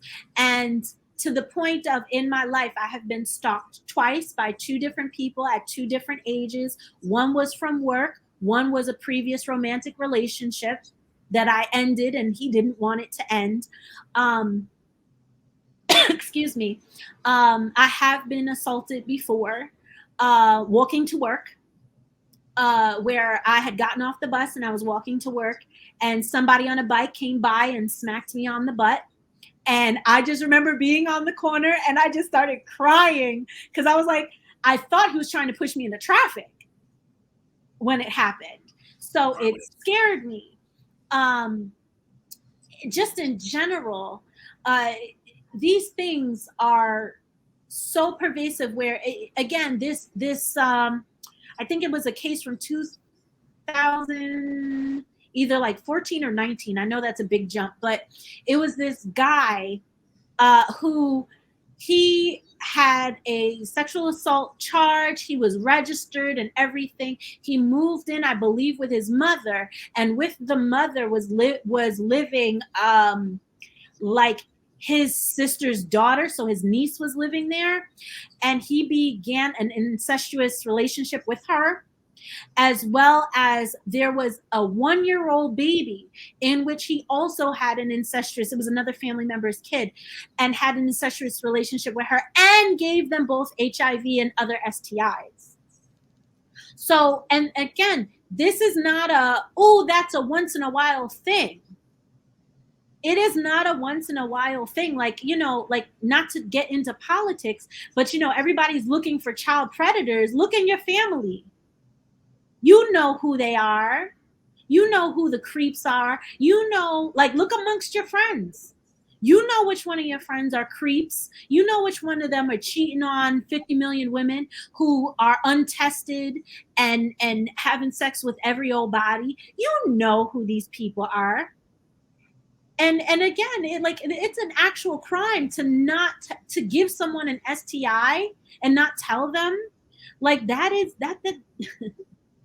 a legal thing at this point, because it's so pervasive. But it's your fault. Like, we see, like, I remember one time, because red flags are a thing, but people also lie. A lot of people lie to get what they want. And again, coming from a place of scarcity, I can't get the woman I want. I can't get the job I want. I can't live in the neighborhood, drive the car that I want. So I'm going to go out there and do these things so I could feel big and bad about myself. It's a mental health thing. Like, it's a control thing. It's a power thing. And, it's the same thing. It's easy to take advantage of those who are perceived to be weaker. So lesser in age, lesser in stature, lesser in muscle makeup, whatever. So when we sit and we talk about violence, like, we're not just talking about physical violence, because we've all seen the videos of, and even still, like, I walking in New York, and I know New York is a different, animal, but I was walking in the wholesale district, and I went to go look at jewelry. And I'm walking around, but as many women, and I'm like, I feel like I'm kind of giving out a secret, but it's probably known anyway. Most of the times, women will wear earphones in public so that we don't have to engage. Because most of the time when we do engage, it's disrespectful. So whether you're nice or you're disrespectful, the response is very abrasive, cuss you out. You don't know if somebody's gonna try to cut you. And again, how many stories? Oh, I complimented her legs and she didn't say thank you, so I cut them. Who does she think she is?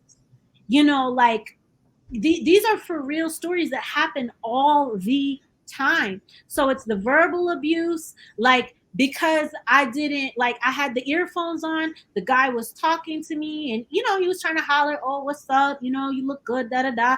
I'm just trying to look at jewelry, bro. Like I ain't come to this city for all of this. I just want to buy jewelry. Like, can you like leave me alone?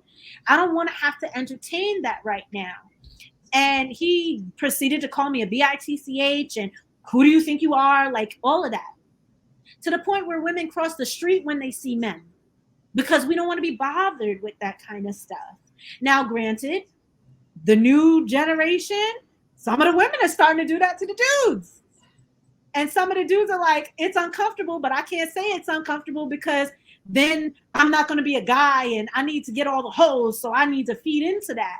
Meanwhile, he uncomfortable. He trying to leave. She grabbing his dangling, and he's just like, "Ooh, you ugly, your breath stank, leave me alone." But he got to stand there and be a man. Like I got cursed out yesterday because a lady, and she was with her daughter, and I didn't really pick up on her giving me, a particular kind of energy, and she made it more blunt, let's say.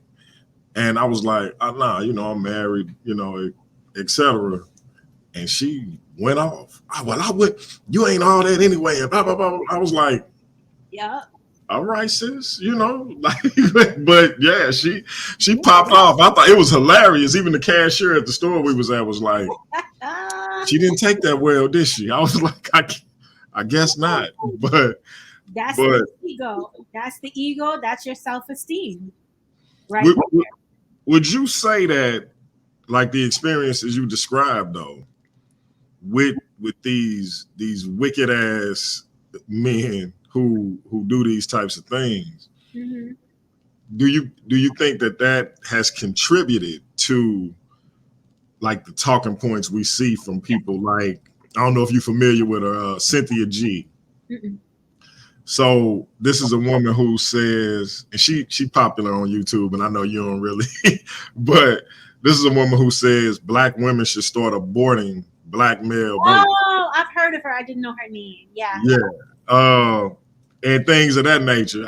And I'm wondering if that kind of behavior, because I thought it was a reaction to the Kevin Samuels of the world and things of that nature, but then hearing the Kevin Samuels talking points and the men who follow that, plus the behavior you just described, mm-hmm. I can see how that kind of collided with each other and then creates somebody mm-hmm. like a Cynthia G and the people of her, the women who kind of follow her model. Mm-hmm. So it make a lot more sense to me now, because at first I was like, where the hell did this come from? Yeah. So, but go ahead. There's this challenge. I think it's from like a year and change ago, but it was a challenge for women to go out there and test your man. And the question is, oh shoot, I'm like, as soon as I thought of it, I lost it. But it's this idea of, would you rather cheat on your woman or like lie to your friends or something like that, where it would, or like, oh, snitch on your kid, snitch on your homies, for lack of a better way of saying it. And that was the thing. And it was part of that talking point is this idea that part of contemporary masculinity is very performative for other men.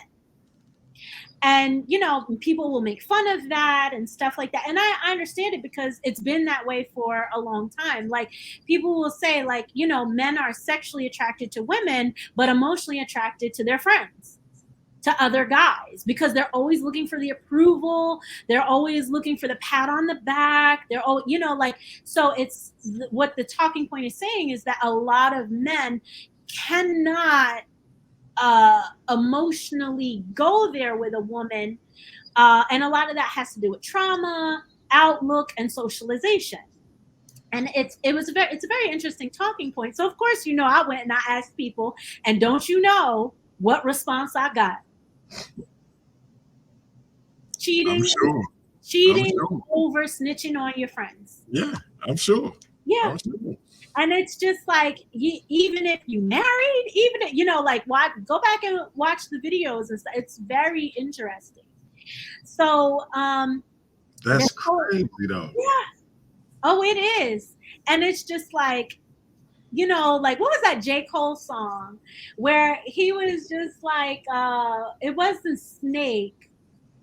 It was, but it starts out as a comedy routine, and they're like, oh, there goes so and so with his woman. He's like, hey, everybody, God bless you, how you doing, this, that, and third. And they're like, and next time you see him and his wife ain't there, he's like, where the bitches at? Where the bitches? I'm ready.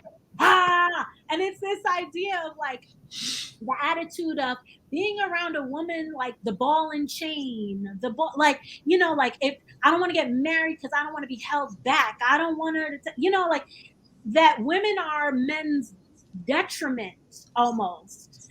That and now it's like, after a while, women are tired of that and being treated like that and talked to like that and approached like that. That's a good point.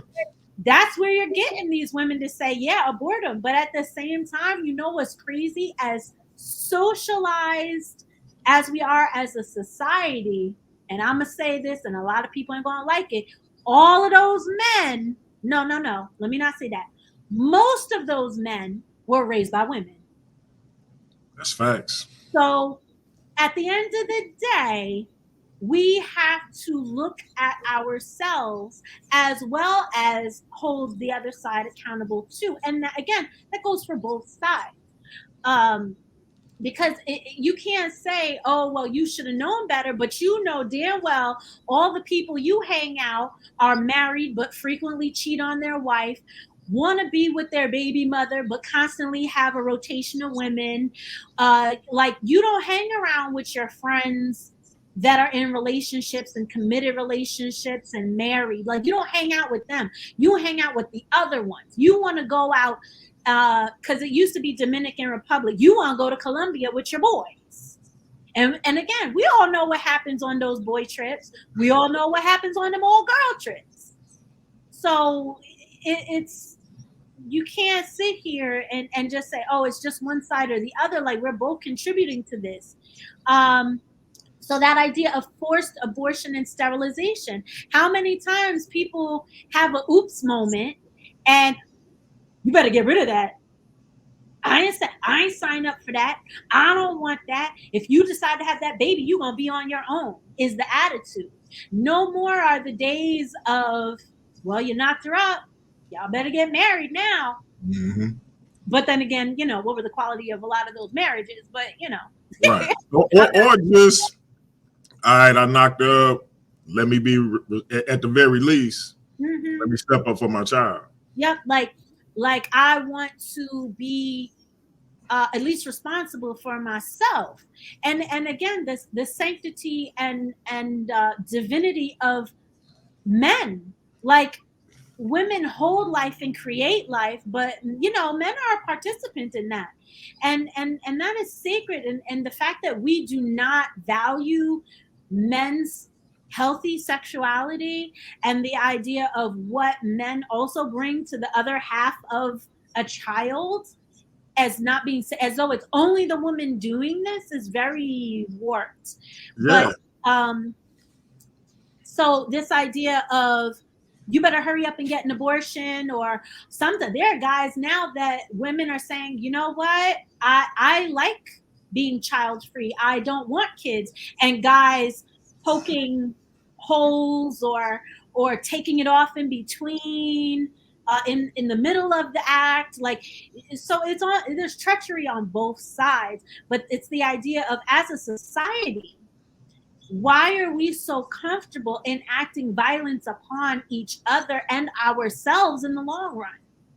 Because at the end of the day, that guy who's laughing at that woman for what she went through, 9 times out of 10, no doubt, your mama, your sister, somebody, some woman you know, went through the exact same thing. Like, I'm gonna tell you when I had to get cognizant of the way I treated, or I'll just say, be honest and say, misused or mishandled women in my past. When I looked up and realized I had 4 daughters, and now I'm paranoid yep, that what I did is now going to be returned to them. mm-hmm. And so I'll never forget my oldest daughter started dating a boy who he was born, like his birthday was 2 days before mine. Mm-hmm. And we were very similar. And I'm just sitting here like, Yeah. She was crazy about him. And I'm like, it's not going to end well. It's just not. And it didn't. But it was her first, everything in that nature. And I'm just like, I got to let it play out. But I just knew, because he acted too much like me. And I'm sitting here like having to, like, I want to claw my face off. Yep. And so it hit me like, yeah, I'm getting all of that back. Like, I'm so grateful to have my son as my youngest, but who knows how that's going to turn out with regards to what I got to see him deal with. But you have to understand that if you don't see it with your sister or your mother or your aunts, you're going to have children. It's coming back around one way or another. Reciprocity is coming.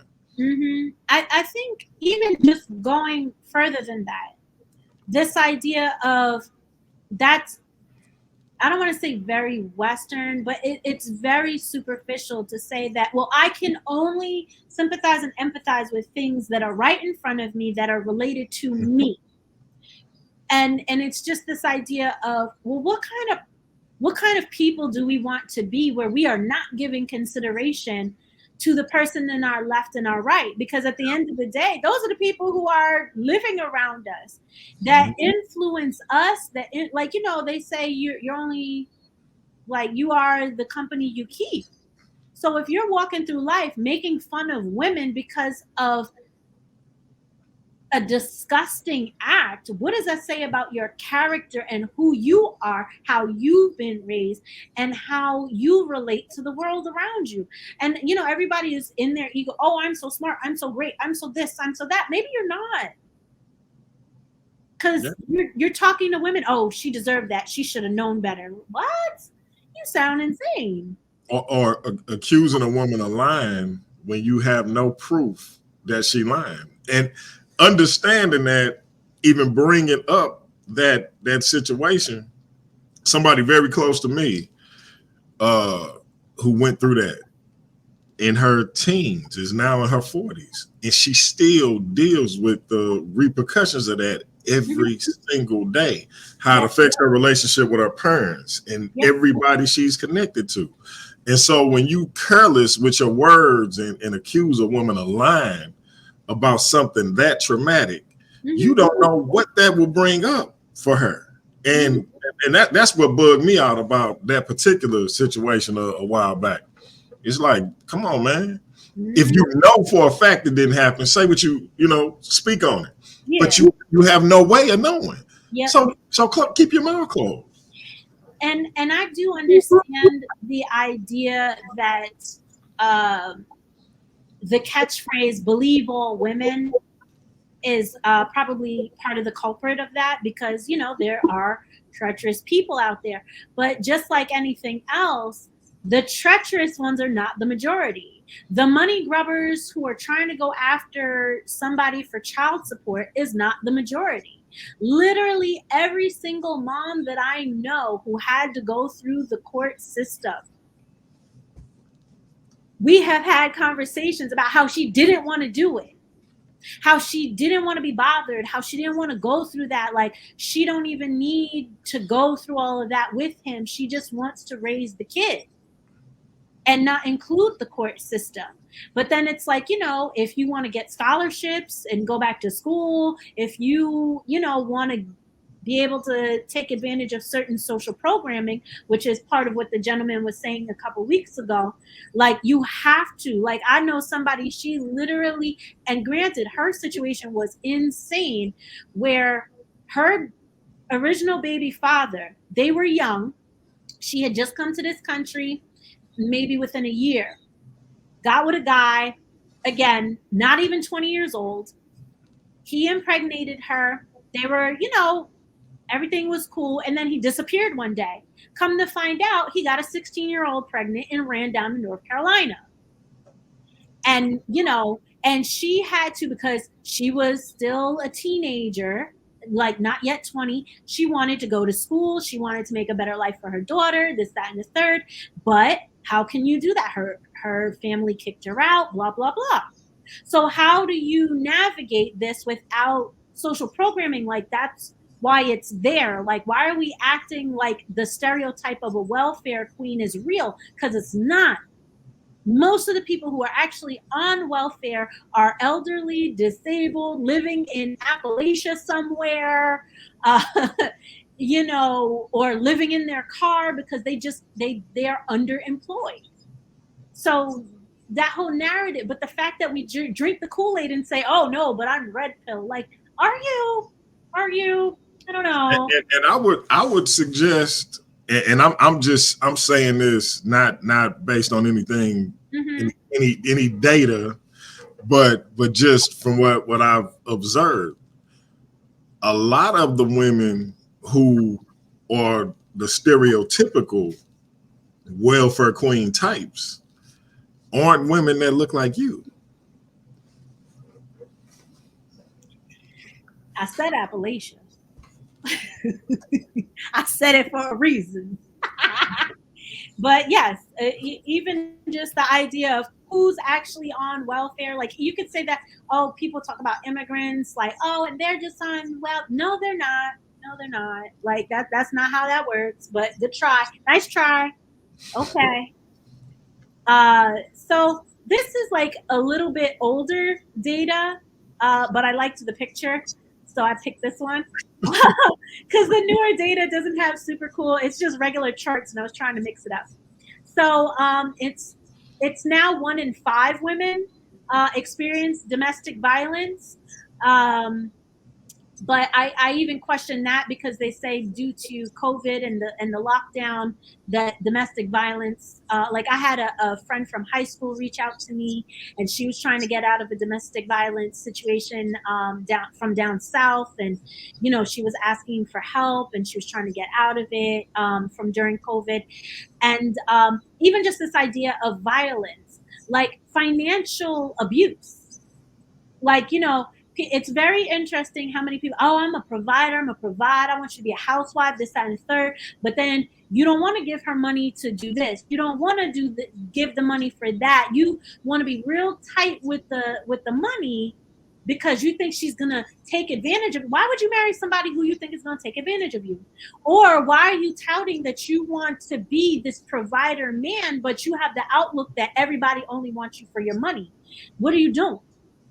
And then for the women, why would you put yourself in that position if you see that this person is moving in a way where they're penny pinching?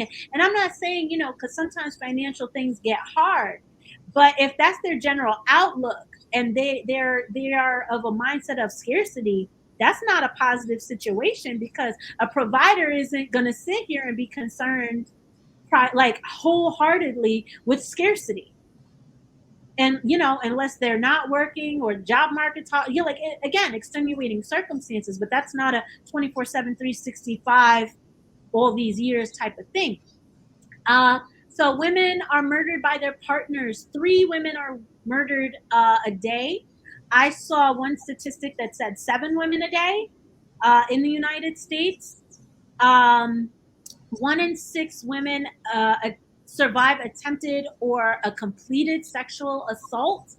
I have had numerous students in high school. I just had a young lady, her younger sister in elementary school was sexually assaulted by another child. And now she has PTSD and tried to commit suicide because of that. And she's 10. She's 10 years old. So this isn't about you're drinking or not. This is elderly women, because they're easy to overpower. Like, elder sexual assault is a very real thing by care providers and things like that. Not being funny, if you ever seen the first Kill Bill, it's not that far off. Yeah. Like, that's very real. 15 million children are exposed to domestic violence. So males and females are seeing this in their home, whether it be sexual abuse, whether it be physical abuse, emotional abuse, mental abuse, financial abuse. All of these things, like, the children are watching. And if we're going to sit here and we're saying, oh, well, we're conscious, we are, the rest of the Black community needs to look at us as a beacon, but we're not addressing these things that are going on. We're not realistic. We're just going to sit here and fart clouds and say, shamalama ding dong, I'm a god and I'm a goddess and I'm a queen, and oh, you should bow to me because I fart. Like, let's be real with each other here. So the next part we want to say, and I touched on this in previous things where we're talking about the economic injustice and the pay gap.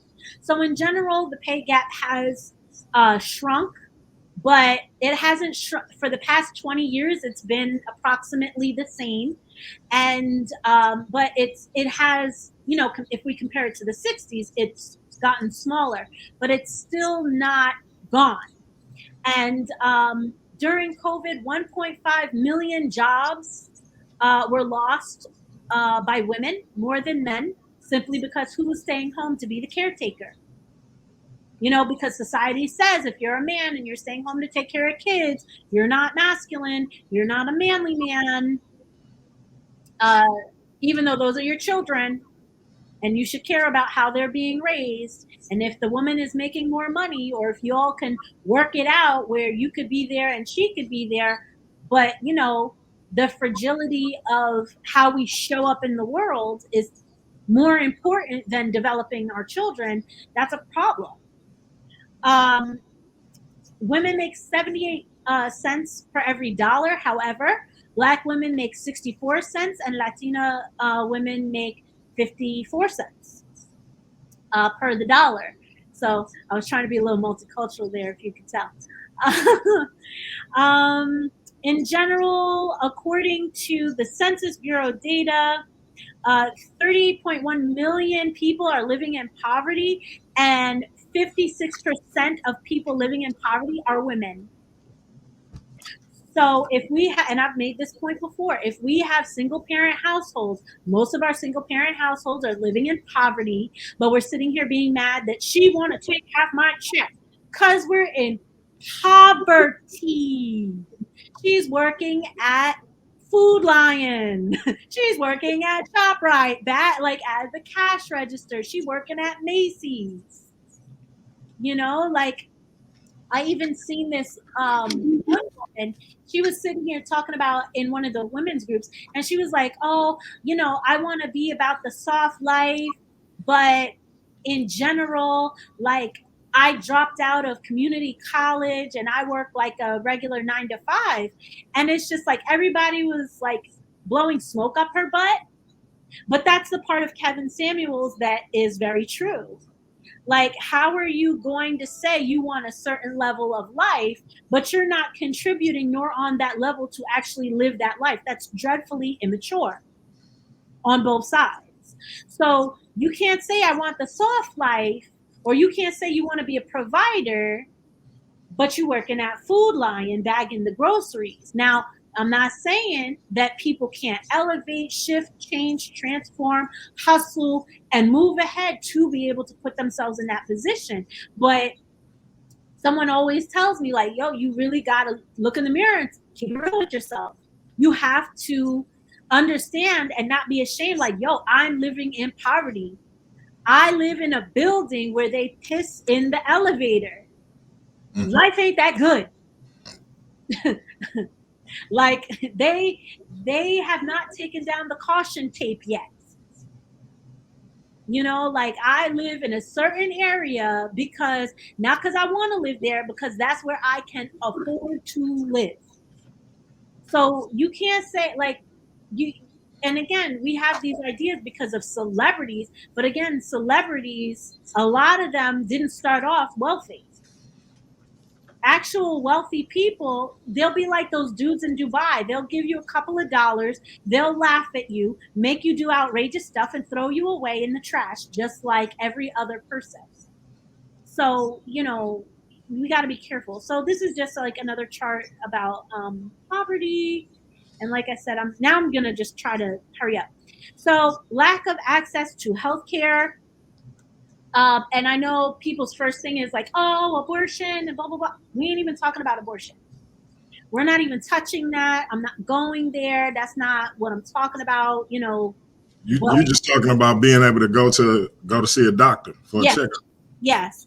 So if people are in poverty, if 56% of women are in poverty, then what kind of health benefits you think they got or don't got? Or the only health care they have is whatever the Affordable Health Care Act allows them to have. And depending on your state, that's a whole lot or a whole little. And then if you have kids, you know you're going to bring your kids first. You're going to put food on the table first. You're not going to go get that care. You're not going to go to that doctor's visit to pay that copay so you could get that penicillin because something's hurting.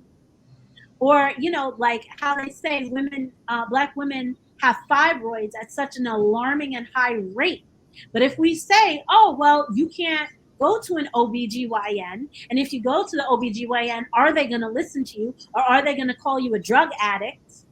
Or are you going to, you know, get a medication and then go deliver your baby, and then like in states like Arizona where certain medications that you're on, even if they are prescribed, CPS is going to come try to take your kids because you're on a medication. So, and that could be a psychiatric medication. That could be, I forget what the name of it is, but it's that medication that a person takes when they were addicted to opioids, but they take this to kind of get themselves off and get clean. That can get your kids taken. Having any sort of, if you live in a state where marijuana is not legal, even if it is legal, probably because it is a baby, you know, people are going to look at that and it's going to be flagged. So it's like, and we know as Black people in general in America, we ain't trying to go to the doctor because we know what happens. We know how we're treated. We know there are experiments that, like even what they did to the Puerto Rican women, I think it was in the 50s or the 60s, and tried out all these kind of sterilization things on them. Like people aren't going to the doctor if they even have money to go to the doctor. Black women are 3 to 4 times more likely to experience a pregnancy-related death than white women. Black women have a difficult time accessing reproductive health care that meets their needs. So again, you get that doctor because you have your, you know, the health care that you have. And the doctor comes in, they ask you 5 questions, charge you $1,000 for asking you 5 questions, ask you if you have any more questions. And if you do, they're going to give you a 30-minute consultative fee, even though they were only there for an hour. And then your insurance is going to be like, you better pay this. And so, no, you're not going to find a quality doctor, because quality doctors, you have to try multiple doctors before you figure out one that works for you. Or you could just go to the clinic. That, you know, healthcare discrimination, and we're not even talking about mental health and just in general how Black people don't access mental health. But even when they do, it's a whole thing about culturally competent care, racism and discrimination from the healthcare providers, having the economic resources as well as the stigmas, and that's changing with the younger generations. But this idea that how many people, like, we're already as a country in a mental health care crisis. There are not enough mental health providers for people who need stuff. How many people do we know that says, yeah, I called and called and called and nobody called me back? I called and called and called and everybody's booked and not taking new patients. Why would they even have themselves up there if they're not taking no new patients? Like, that kind of thing. I had a friend going through postpartum, and she was assigned someone, and she said, you know, she feels like she can't even talk to her therapist. And I said, well, what's the point in going? She was like, I don't know, but I'm going to go anyway. So she can't even 100% talk about what's bothering her or talk about the quality of her relationship that's developing with her kids because she's afraid they're going to call CPS on her. So it's like, what do? Oh, be strong, be independent, don't talk about your business. You know, all of those things still coming into play. Blah, blah, blah. I'm going to skip that. So just looking at social media, what I have seen women talking about from the various groups that I'm in, lack of respect. So this is lack of respect from other groups. This is lack of respect from within the group. This is within the same gender, race, you know, location, all of that. Like, just lack of respect seems to be like a very pervasive thing. How many times I've seen posts of women saying, I'm looking for a bunch of girlfriends, like I'm trying to level myself up and I don't have anybody who I could talk to and support and share with, that I feel comfortable and vulnerable, because the friends from before were all about gossip, about partying, you know, because those are your young friends, because when you're young, those are the things you do, you know, you go have fun. But you don't talk about, not necessarily all the time, but you know, you may not necessarily get into all, you know, what your dreams are. Like, we're even socialized to say, don't tell anybody what you plan and just let them see it once you're done. Meanwhile, you on the struggle bus by yourself, don't got no mentors, don't have nobody to help you sift through this stuff, and you're just in your head driving yourself crazy. Strained relationships with maternal figures, like how many women I've heard say, like, I don't even talk to my mom, we don't even get along, she used to abuse me, she used to beat me, she used to you know, do all these horrible things to me, so I don't trust women. So we got women not trusting women, let alone being able to trust men. Or some women say, oh, all I have is guy friends because all I could do is trust guys. It's a very interesting dynamic. Strained relationships with romantic partners, so infidelity on both sides, finances, arguing about money, emotional intimacy and or intelligence, again, on both sides.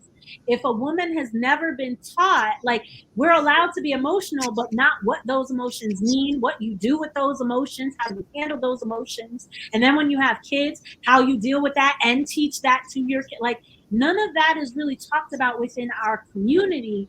And when I say our community, I'm talking about like the Black community in the United States.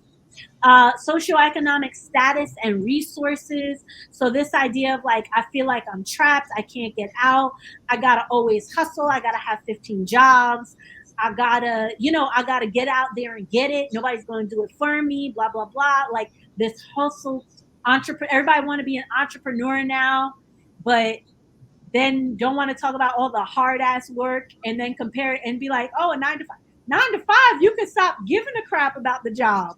Entrepreneurship, you eat, sleep, breathe, fart, smell, all of that, your business. Nothing but your customer is your boss.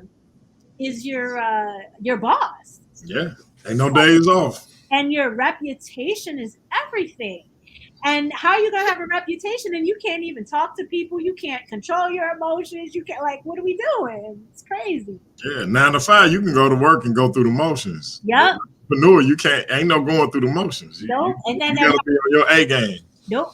all the time, all A game all the time. And that's another level of pressure and stress. I have to look this way, I have to act this way, I have to talk this way. Like, when do you have a time to let your hair down?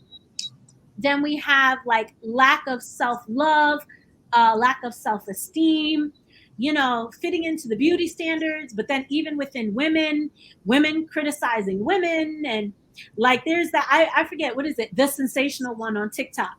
And he'd be like, he's the one where everybody, and at the end of it, he'd be like, sensational, that guy.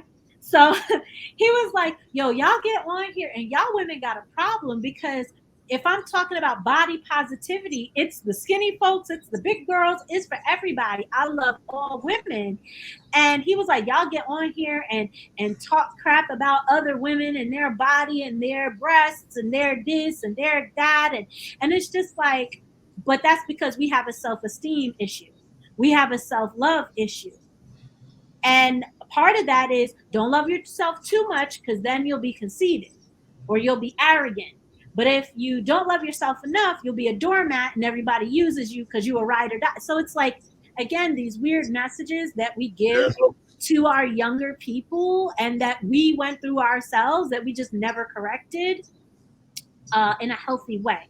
So finally, I'm at the point, 2 hours in.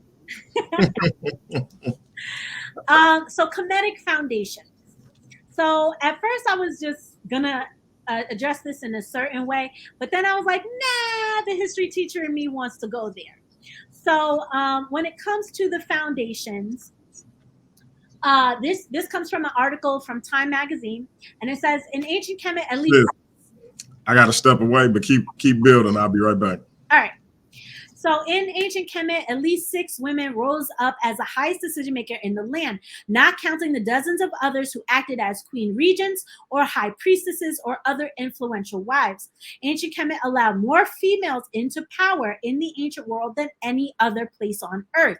So it's like, whoop, whoop, yes, we want to talk about that. We want to be happy. We're good with it.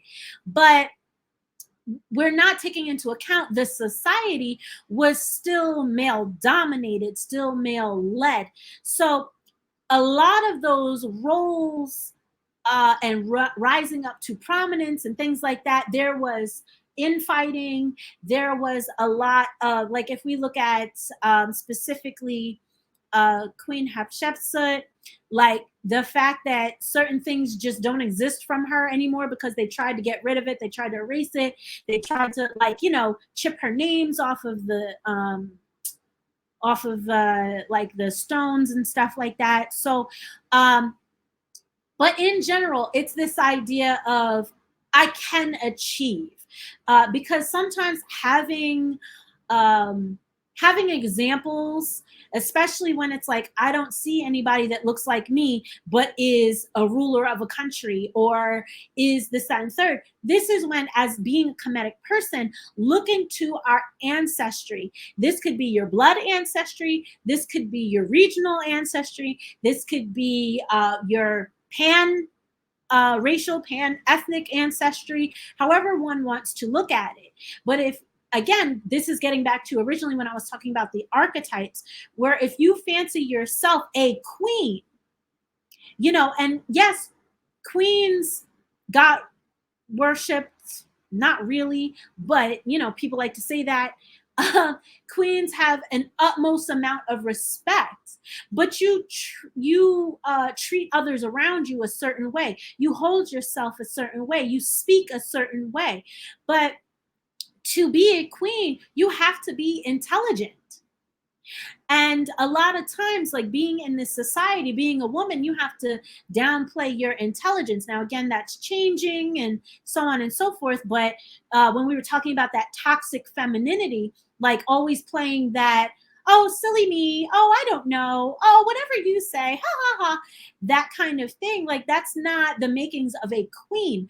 A queen can speak with authority without necessarily being abrasive or alienating the people around her. She understands to quote somebody close to me, she understands her audience. She knows who she's talking to. She knows what the bigger picture is. She's constantly thinking about the bigger picture, whether it be the bigger picture for her family, the bigger picture for her relationships, the bigger picture for herself financially. So whatever it is, she's thinking big picture.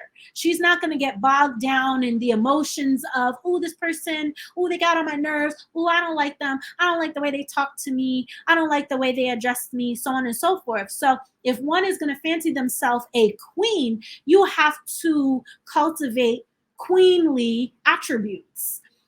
So again, if we want to look at our family members, if we want to look at people throughout history or women throughout history to look at as good examples, we can definitely look to ancient Kemet and see, especially for the ancient world, like even though there was some type of pushback and it wasn't like perfect and girl power and glitter all over the place, Kemet was, if not the only place where women could even do that.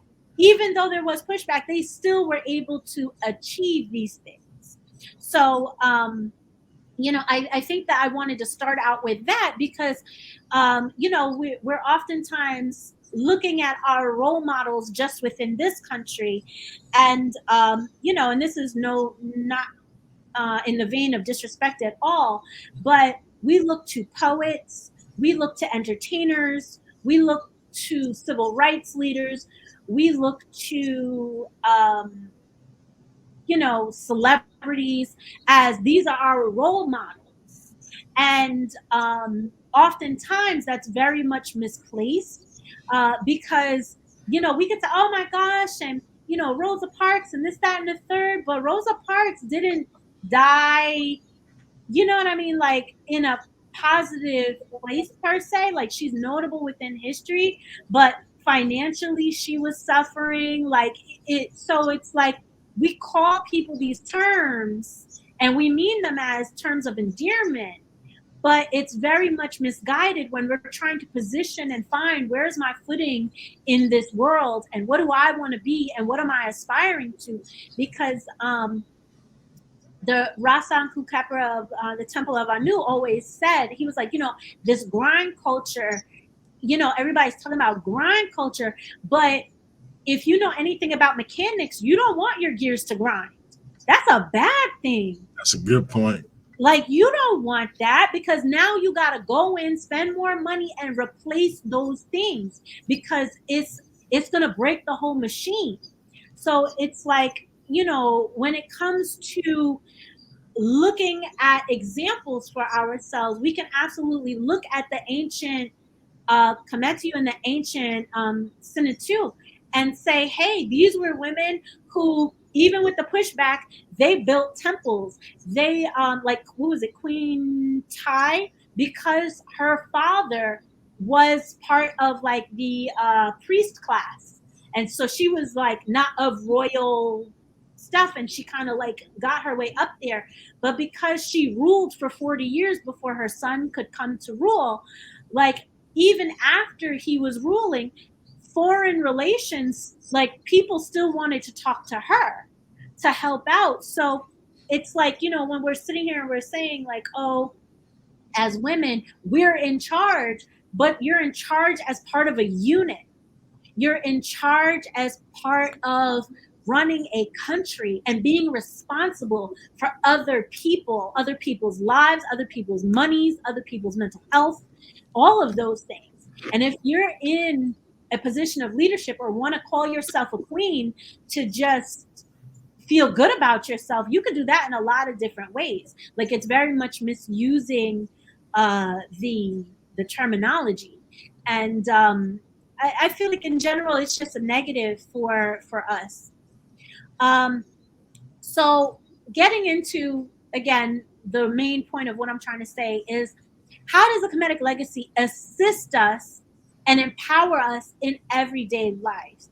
So the different things, and I like polled my friends, I put in some of the Facebook groups, I asked, I said, like, what are some of the issues that women are dealing with? Like when you look to religion, when you look to spirituality, what is it that you're looking for these systems to give to you?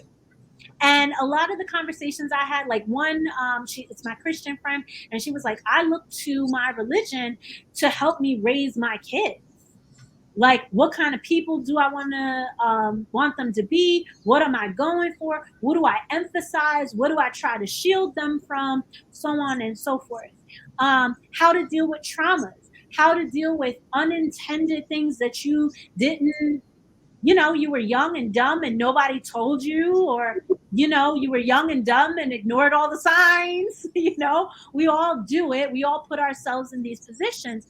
But how do you kind of heal yourself, but then also kind of reintegrate and level yourself up?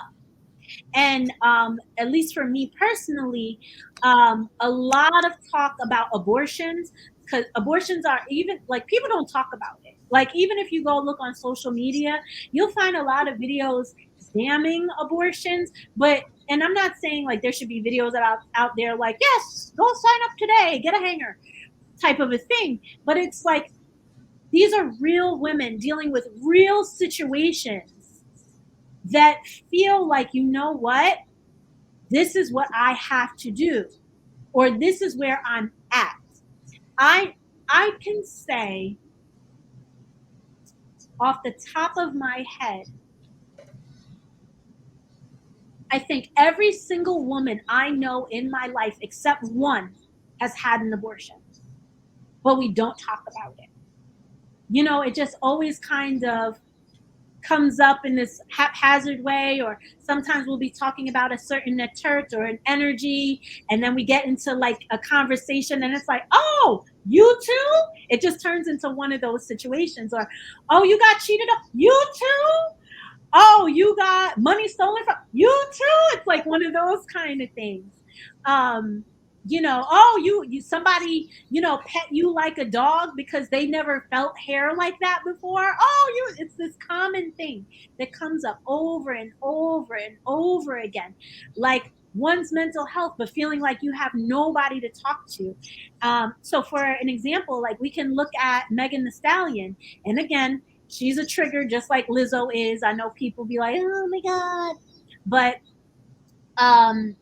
Megan Thee Stallion came out with a song called Anxiety, where the whole lyrics of the song is like, I know I'm a baddie, but I got crazy anxiety. And I can't say anything because everybody says I'm lying. And I'm not doing the lyrics any justice. She does the lyrics way better than I do.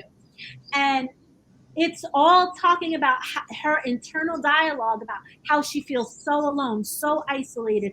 I can't talk about what's really going on, what's really bothering me, because I gotta have this face on all the time. And I believe, if I'm not mistaken, with that money from that album, she came up with a website for resources for Black women to deal with mental health and anxiety and depression.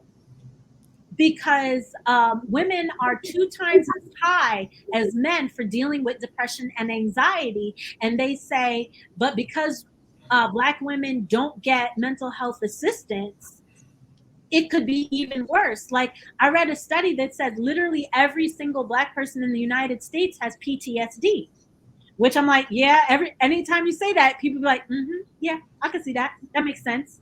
Exactly. Yeah. So, and again, if we got PTSD and then we go and have kids, how are we raising our kids? Yeah. Yeah. So, it's like that Tyler Perry movie where the woman is she's super paranoid because of what she went through. She's super paranoid about what's going to happen to her kids. And obviously that if that continued, that would have an effect on her kids and how her kids raise their kids. I remember telling, when I finally got diagnosed with bipolar 2 disorder, and I was like a little going through that period where I wasn't sure I wanted to tell people. And the 2 closest people to me, my cousin, who was like a brother to me, and my wife, when I told my cousin, I'm thinking, I'm gonna get the typical Black black response, and he was like, that makes sense. You know, like when people know you, they can kind of. He was like, oh yeah, he was like, a lot of stuff you used to do when we was younger, the fights in clubs and just punching walls and yelling, it all makes it made so much sense. And I was like, oh, that was not the reaction I thought he was going to. I thought I was going to get ridiculed or, you know, it was going to be a denial. He was like, no, that makes sense. Yeah. So I know exactly what you mean. Yeah. And it's changing, but I feel like for our age group and up, it's still considered taboo. Yeah. You're considered weak. Yeah. You're considered like, oh, you're still doing that kind of a thing. Right. Which I literally just heard somebody say that this past Sunday, which is kind of funny, but not funny. So when I sit here and I think about, okay, this is the landscape. This is what we're dealing with as far as being Black people in this country. This is what we're dealing with as far as being women. This is what we're dealing with being Black women, et cetera, et cetera, et cetera. And when we say empowerment, so if we're coming from a place of scarcity, of lack, of attack, of trauma, how do you take your power back? Well, one, as you know, I feel like this is the most famous, I should have put it in here, famous Kemetic quote, know thyself. You know, and it's a longer quote, but it's just this idea of you have to study yourself. You have to make and this is another Kemetic quote, make your life the subject of intense inquiry. Constantly question, why am I doing this? What's motivating me to do this? Do I really want this? Is society molding me to make me do this? Did I get this idea from Kevin Samuels? Is this an authentic thought? You know, like all of these things. So besides looking at our ancestors, we can also look to the Neteru. Now, I chose all female Netert, but you know, again, you can use male or female. It doesn't matter. But again, just for the sake of the show, I just chose all female for today. And also, this is not limited to just these Netert. There are definitely way more than this. Because Kemet was thousands and thousands and thousands of years old. So, you know, you had plenty coming, going, popular, not popular, state, local, personal, familial, Neterts and deities and things like that. So the first one, and I feel like because she is the most famous, the most known, that's why I'm starting with her. So when we think about femininity, like going back to those archetypes, this would be the archetype of the mother, or Set, or Ast, some people will say. So you know her, she will have a throne on her head. Sometimes she'll have a solar disc with the horns. Generally, you know it's her because she will have the nekbet here along with it, or she'll have like an orat, like the little snake. That's how you know it'll be all set. If it's just this crown by itself, then that's totally, different folks. So when we sit and we think about Set, she governs the area of health, marriage, domestic life, womanhood, fertility, purification, weaving, spinning, nature, magic, family, wisdom. So, and side note, when Menyet is saying magic, we're not sitting here and saying like hocus pocus, alakazam. Like that's not what we're talking about. No Harry Potter stuff. No Harry Potter stuff. Although ritual. If a person wants to go there, you can go to ritual if you feel necessary, or if your ancestors or it's told to you that you should perform ritual, fine. But this idea of magic, and if you notice, a lot, just like a woman can be multifaceted, so are the Neterts, where you can say magic here and magnetism, but then another one also says magnetism. But again, it's there are degrees and gradations of what these things look like. So when we're saying magic, we're sitting here like your ability to make things happen, your ability to influence other people and influence situations, to bring everything together as though no effort happened at all. And like, so if we think about queens, you know, like in my mind, I've done vision boards, and people probably be like, oh my God, no, conspiracy theory stuff, but whatever. Like when I was sitting here and trying to cultivate and get I had a whole offset vision board. And as part of that, I had put Michelle Obama, and I put that picture of Beyonce when she was like super into that Sasha Fierce. And I'm not a big Beyonce fan. Please don't beat me in the comments. But it's that one where she was dressed as a queen, where she had like the crown tilted and she was wearing all the regalia and stuff like that. And it's just this idea of like the poise, like, you know, when you see other people, and it's not in a snotty, put your nose up type of a way, but it's like you have so much power within yourself that you can literally just sit there and people will take care of themselves. Situations will take care of themselves. You can say one thing and your influence goes from one person to another person to another person that maybe also has power. And now everybody is doing what you said, but you don't need the credit for it because it's about the bigger picture.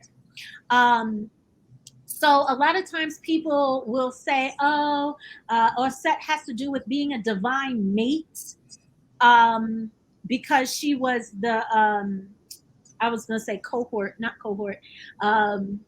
She was, thank you, consort of Asar. And while, yes, that is true, let's be clear, Asar and Aset, there was infidelity there. She had to forgive him. She had to forgive her sister. So, you know, you have to forgive other women when they do stuff to you. You have to wait. Pause. You mean if a woman does something to another woman, they not enemies for life? I mean, we can still be enemies. That's okay. But like, I'm not going to sit here and you know, turn the other cheek type of thing, you know. Okay, go ahead.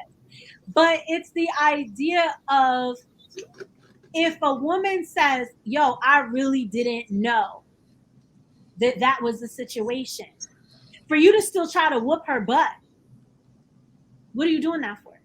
If she still continues to mess with your dude, even after the fact, so a lot of times people have an issue with the word forgiveness. So just because you forgive does not mean you're putting a stamp on it to say it was okay that these things happened, that this person did that to you. That's not what forgiveness means. When Menyet is saying forgiveness, Menyet is literally saying you have to make peace with it. You have to make peace that that woman slept with your man. You got to make peace when she showed her buns and she called you up and she tried to make you look crazy and this, that, and the third, this. Because you understand, as the queen, you understand that that is her pettiness. That is her self-esteem. That is whatever it is she's working through. She's working through the fact that he didn't really leave you for her like he said he was going to. So she's trying to get in there and mix and conjure to try to push you away and get a reaction out of you so that she can, you know, come out triumphant or whatever the hell. That's what it is. Understand the situation for what it is. And not every woman is your friend. Not every, you know, woman is really your sister. But at the end of the day, you need to accept that that person did something dirty to you. But you know who they are. You know, you stay over there. Peace and blessings. That don't mean you need to F with them. That don't mean you don't need, like, I belong to some groups where some women are like, oh, I gotta get my revenge. I gotta get back at them. I gotta this. The best revenge, remove yourself. If you are truly a queen, like, think about all these monarchs over the years. And these people had multiple side pieces of this and that and blah, blah, blah. And you had cake on the face, and you still had to go out there and process with your crown on and this, that, and the you still had to keep it going. Asar cheated on and impregnated another woman on our set, and he got killed. And her duty to the kingdom was to still go out there and give him a proper burial. That was her job, because that's the queen's job, because the king and the queen have to take care of everybody else. It's just, if you're the queen in your home and your mate cheats on you, you still got to pay the bills. You still got to make sure your kids aren't traumatized for life. And you got to take care of you. That's what it means to be a queen. So don't call yourself, like, if that's what you're going through, you got to have radical forgiveness. You got to have forgiveness for yourself for staying if he cheated more than once. You have to have that fortitude, and you got to hone in on your power on how to move next. Now, if that means that y'all got to go to therapy, go to therapy. If that means y'all got to separate and live, you know, in two separate places, wealthy folks do that all the time. You know, like that just comes with the position and the power. But even still, nurturance. Are you nurturing yourself? Are you taking care of yourself? Are you giving and giving and giving to everyone else, and you're pouring into your kids, and you're driving them here and driving them there and paying for this and paying for that, and meanwhile you wearing Walmart jeans from 15 years ago, and your shoes are falling apart, and you haven't done your hair? You know what I'm saying? Like, and that's a real thing within motherhood, especially like listening to a lot of my friends. Like, a lot of women lose themselves once they become a mother, because this idea of, yes, you have to nurture and develop, and you have this awesome responsibility, but at the same time, you're teaching your children. And if your child, like, no lie, legit, because this is from my own life experience as I'm thinking about it. My mom used to shop at Bloomingdale's, and she used to go on vacations, and she used to do this and she used to do that. And then once I was born, it was Kmart jeans and faded shirts and shoes that literally disintegrated. Sometimes we would be walking somebody, I'd be like, Mom, what's wrong with your shoes? And you would see the little things from her shoes and stuff, because she would pour. So she would buy me clothes from Lord and Taylor. She would make sure I had ballet lessons, gymnastics, swim. She made sure I had everything, but at the expense of herself. So now, me as an adult woman, as part of my journey, I had to learn that, hey, what I look like matters. How I carry myself matters, and not just in regular hygiene, but how I put, like, I've always been like, oh, I'm not that fashionable. Oh, whatever. Like, it's about what's on the inside, because, you know, that's what we were taught back in the day. That's what matters more. And it's like, no, both of them matter. The ma'at of the situation is that matters. And again, I got that because I'm a Kemetic woman. It never dawned on me, because the way I was taught was not that. And then you have, on the other sense, that some people are like, it's all about what you look like and nothing about how you hold yourself, how you carry yourself. Like, you know, people say, oh, well, I'm class. I'm what is it? What's that thing they say? Like, what you bring to the table? Not upper class. High value. That's it.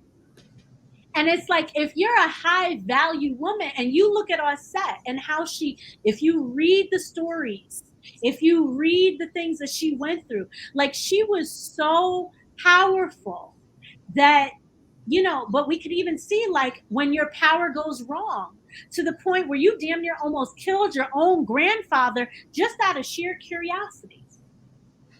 Sometimes you need to learn. So the lesson in that is you need to learn when to, okay, I'm curious, but do I really need to know this? Is this helping? Is this the bigger picture? Is this making me a better person? Or am I just being nosy?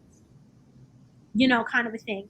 So Anybody, if they're looking to kind of cultivate their highest self, work on forgiveness, devotion to projects. So like if you want to start a business, you got to have that devotion, you got to be on it. Could you imagine your husband cheated on you, he got cut up and spread, no, first he got disposed of, you had to go retrieve his body to go bury him, then he got dug up, cut up into multiple pieces, spread around the world, and you had to go spend years bringing him back to put him back together, because the king has to have a proper burial, because back in the day, the king's responsibility was to make sure the land was brought, like he would petition and go to the afterlife on behalf of the rest of the kingdom.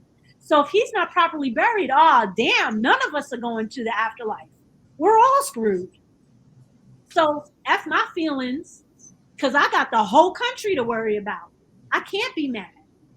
I have to do this. And it don't matter how many times I have to do it, I have to do it. And I think as Black women, we already kind of have that in there. It's just a little like misaligned. So maybe that might be something we might want to work on. So I'm going to quickly go over Bastet, because I feel like Bastet is a nice in the middle Netert, where she's usually a Black cat or a woman with a sistrum. She was very much about perfume, music, and things like that, joy, dancing, and so on and so forth. So she's, about having a good time and so on and so forth. But if we think about cats, cats are very protective. Like I literally, like my one cat, her name is Mafdet, and her name is like protectress of the king's chambers. And anytime she hears somebody in the hallway, she'll be up on her little paws and growling at the front door. Like, who goes there? Like, she really is a protectress. Think about cats with their kittens, or when they defend the area. I don't know, any summer night, open the window and you all hear them cats fighting. Them treacherous sounds. Like, so sometimes you're going to have to be able to defend, but you also need to learn how to have a good time. You can't just be so hardened by life that you can't have a good time and enjoy life. But at the same time, you got to be able to, you don't want to be caught slipping either. So if you're thinking about like your safety, so the idea of like, okay, I'm a single woman, I live by myself, there's street parking here, I need to be able to get from my car to my door safely without somebody bopping me over the head. So if I'm sitting and thinking about something like that, that's more of a Bastet thing. Like, okay, let me practice more situational awareness. Let me get myself a doorbell thing, because at one time in my building, there was this, it was a homeless gentleman who had mental illness, and he was sleeping in the hallways. And I go to the gym at 5 a.m. and I had to be worried, like, oh my gosh, is this man going to come out and hit me off the top of the head one day? So I had to go get myself a little camera for the door, so I could check before I walk out. I could check if somebody's in the hallway, or get an alert if people are around. So something like that is like a Bastet thing, but at the same time, I'm not going to say like, oh my gosh, I'm so afraid to live life. So being able to have that balance of joy, but also safety. You could still say family care, family planning, self-care. Again, are you so much into the everyday grind of life that you never take time for yourself? So the next one is Sekhmet. And I know a lot of groups are very much all about Sekhmet. I am under the, how do I say, mindset of you want to be very careful when invoking and working with Sekhmet. And she is not something to be feared, but that's why I wanted to put Bastet first, because Bastet is, again, about your everyday protection, like, being situationally aware, protection as far as, let me make sure I'm keeping my health together so I don't have to deal with disease and illness and so on and so forth. And there are other Necharu and things that can deal more with diet, but just for that example, because most of the time people will say, oh, Sekhmet, she's about healing. She's a medicine woman. And it's just like, well, yeah, she is about healing, but Sekhmet is the fire. Sekhmet is that, I know we've seen videos before where lionesses will instinctively attack animals that are like twice their size, or jump in after an alligator to protect their young. That's a Sekhmet. That's a, somebody is after me and I gotta dig deep, I gotta defend. That is Sekhmet energy. You don't necessarily need that walking from the car into the apartment per se. Now again, you got Bastet, which is right there just in case. If I gotta get down, I gotta do what I gotta do. But I liken like Sekhmet's healing is like chemotherapy, because chemotherapy, like my mom had breast cancer, it literally burns you. Well, no, not chemo. She had the laser one. But it's this idea of it literally burns everything out of your body. It makes you weak. Like when you have heavy duty penicillins, when you have heavy duty medication, it makes you sicker before it makes you better. And that is Sekhmet. That's why I say, like, and I know, again, there are a lot of systems that are like, no, she's great, she's this, she's that. I just say, please be careful in general when invoking and using her, because her job is to enforce Ma'at. She is bringing that balance. So whether it's bringing your health back to balance, whether it's bringing your mental health back to balance, whatever it is that she's bringing back to balance, it's indiscriminate. So if somebody got to die to bring you back into, balance, that might happen. Or if you have to lose your friends, lose your house, I've heard of a lot of people, like I've seen even priestesses who work with Sekhmet like exclusively. And if you look at some pictures, it's like, ooh, you do not look well. Like you look like your health is deteriorating. So that's why I say when it comes to, if you're in an emergency situation, it's, the zombie apocalypse, you lost your job, like, it's some type of an emergency, you can use Sekhmet. But I would even say maybe even use Tefnut before you even use her, because Tefnut it's that lioness energy, but more water. So it's hot, but like steam, as opposed to blazing molten lava. Because calcination, like if we want to alchemy, you can go through the calcination, but that burns everything. Even like when we think of what is it, like the Native Americans, and they used to burn the land to be able to grow. Like that's what Sekhmet's about. She burns everything so that new life and new opportunities can come. So again, when we're talking about empowering, sometimes, like if you've been sexually assaulted, you might need to use Sekhmet to help you get through that moment. If you have, like your partner had a baby on you, if you are being harassed, if you don't feel safe, then that's when you want Sekhmet and talk to her and work with her, do ritual with her, whatever it is, so that you can burn, but just know what comes with that, the consequences that may come with that, and just be careful of it.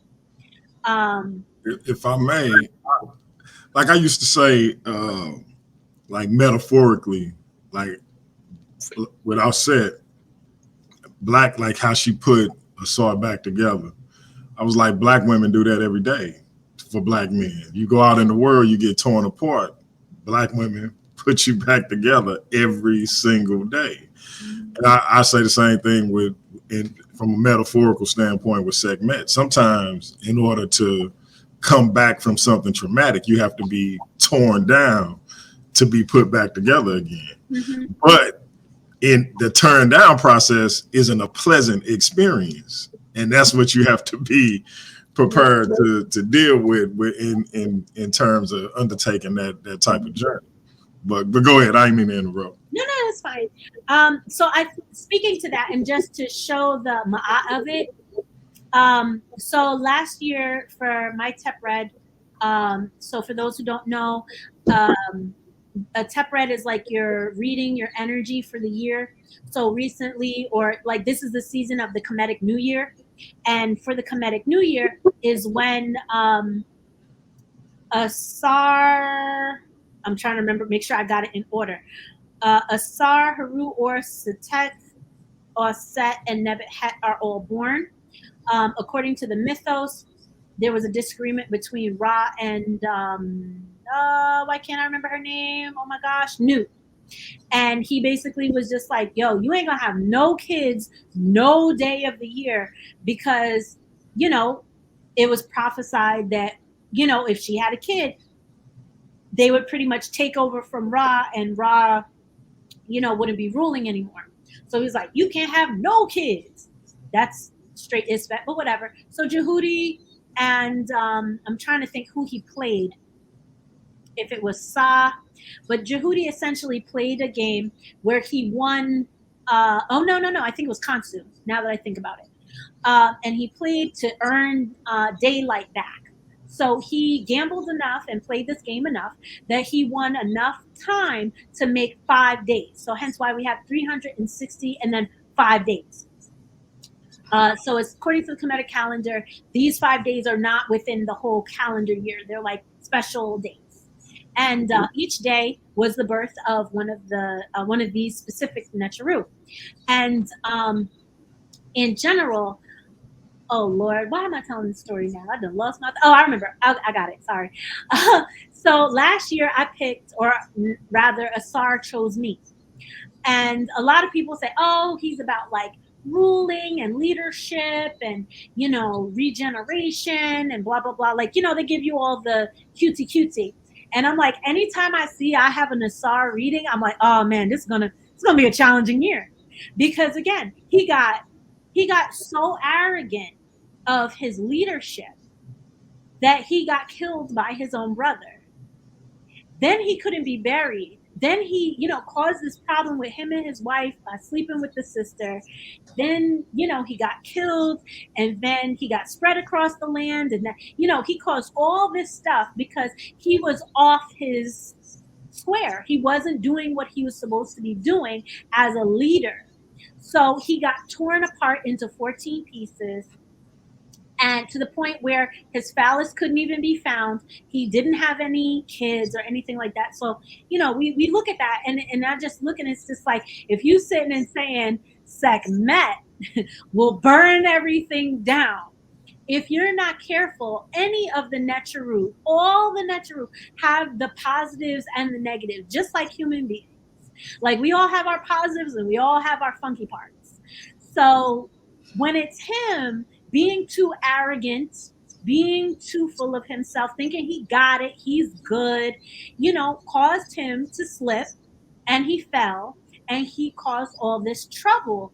And like last year was a year where I felt like I was ripped apart into all these pieces, and my lesson was to learn how to, you know, because then, and after he finally gets buried by Osset, he is now the Lord of the Duat. He now presides over the afterlife. So now he's regained his royalty in the afterlife, but he had to go through that to regenerate himself, to come back to life, to be born again, to be able to sit back on his throne.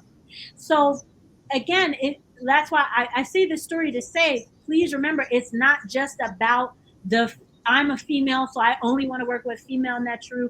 I'm a male, I only want to work with male Necharu. Like, it can be both, because they all have lessons to teach us, to show us how to show up and be better people, and to contribute to a better society, and in general to further move our communities.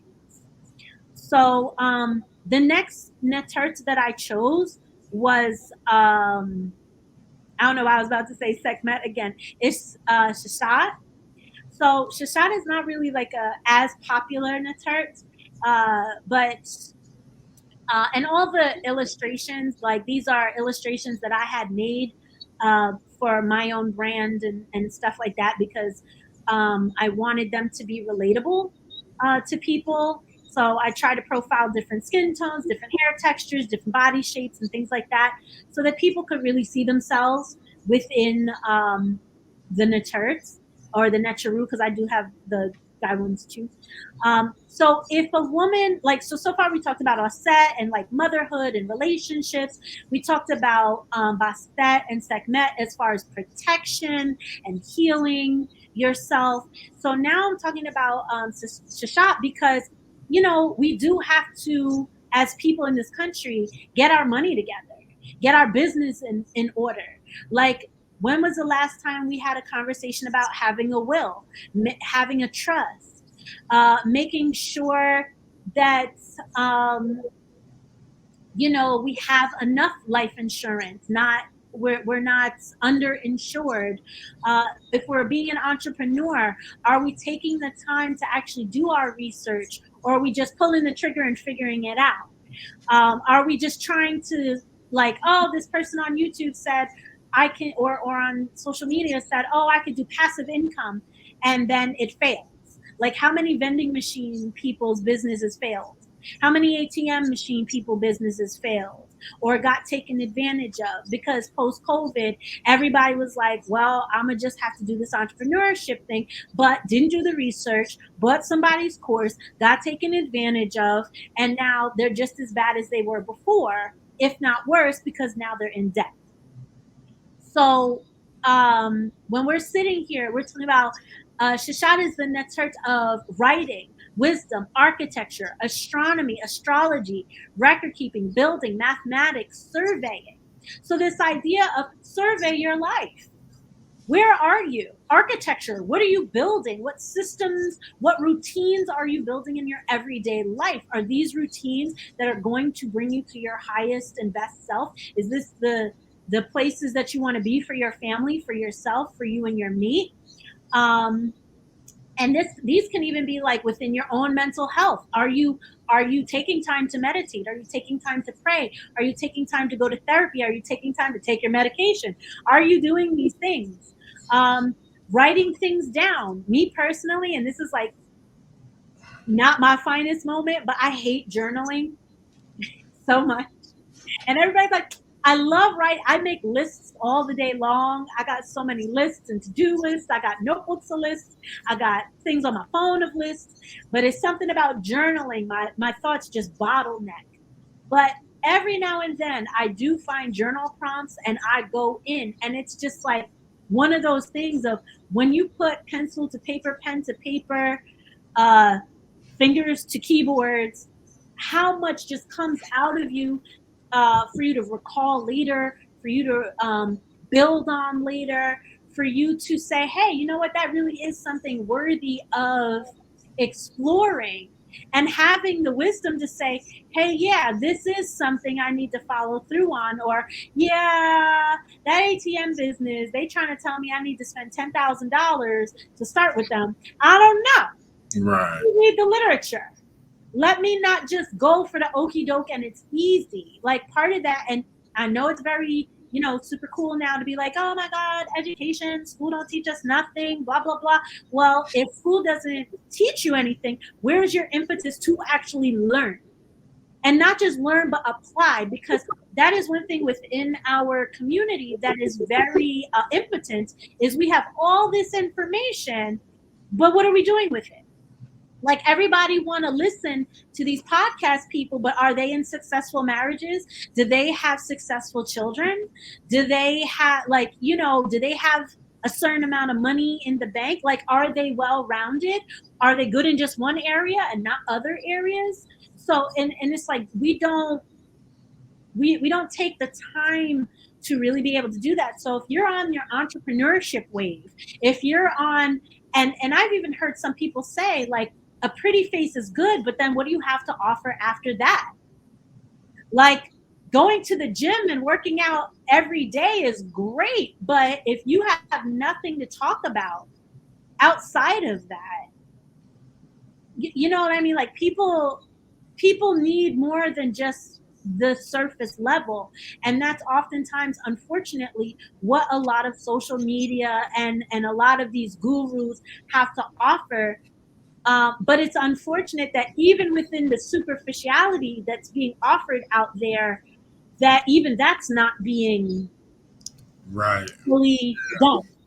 So, so when I say, or when I'm taking the position, the Kemetic legacy, like I don't have to have data because I could sit here, and I've told this story before. I could sit here and tell the whole story about how me and my ex went to the same temple, and we were together. We were gonna get married. We bought a house together. We bought cars together. We had pets together. Like it was done. It was done deal, and everything fell apart.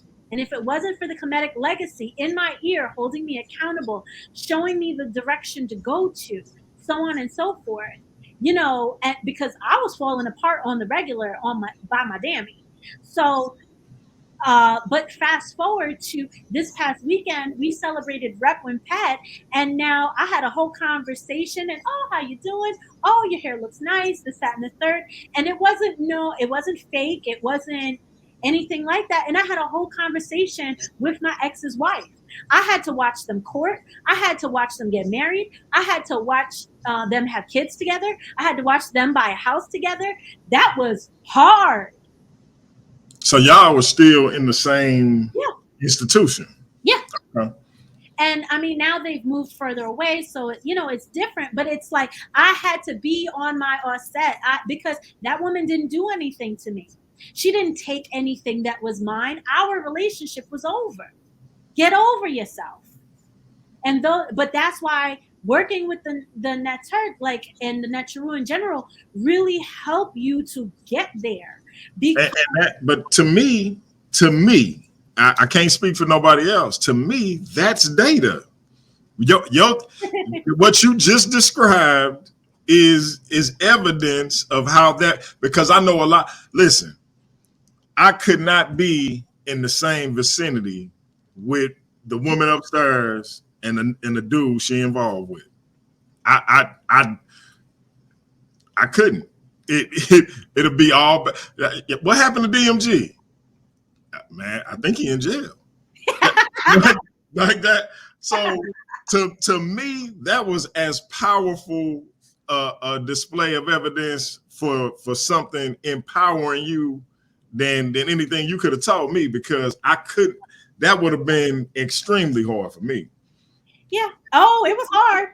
I'm not going to sit here and act like I was the most mature, the 100% the whole time. Like, it evolved. It took time.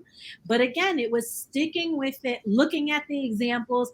And at the end of the day, what I kept telling myself, because people are like, oh, why are you still there? Oh, that's so uncomfortable. Why don't you just go somewhere else? Blah, blah, blah, blah. And I even had that conversation with myself. And I said, you know what? I take the legacy seriously. And if I can let another human being inconvenience me into giving up what I deem important and life-changing, what does that say about me? So like it took a lot. And again, it's not the first time. Like, again, unfortunately, as a woman, I have dealt with infidelity. I have dealt with a lot of different things that, if it was not for this legacy. And it's so funny because a lot of people be like, he's lucky I'm a changed woman now.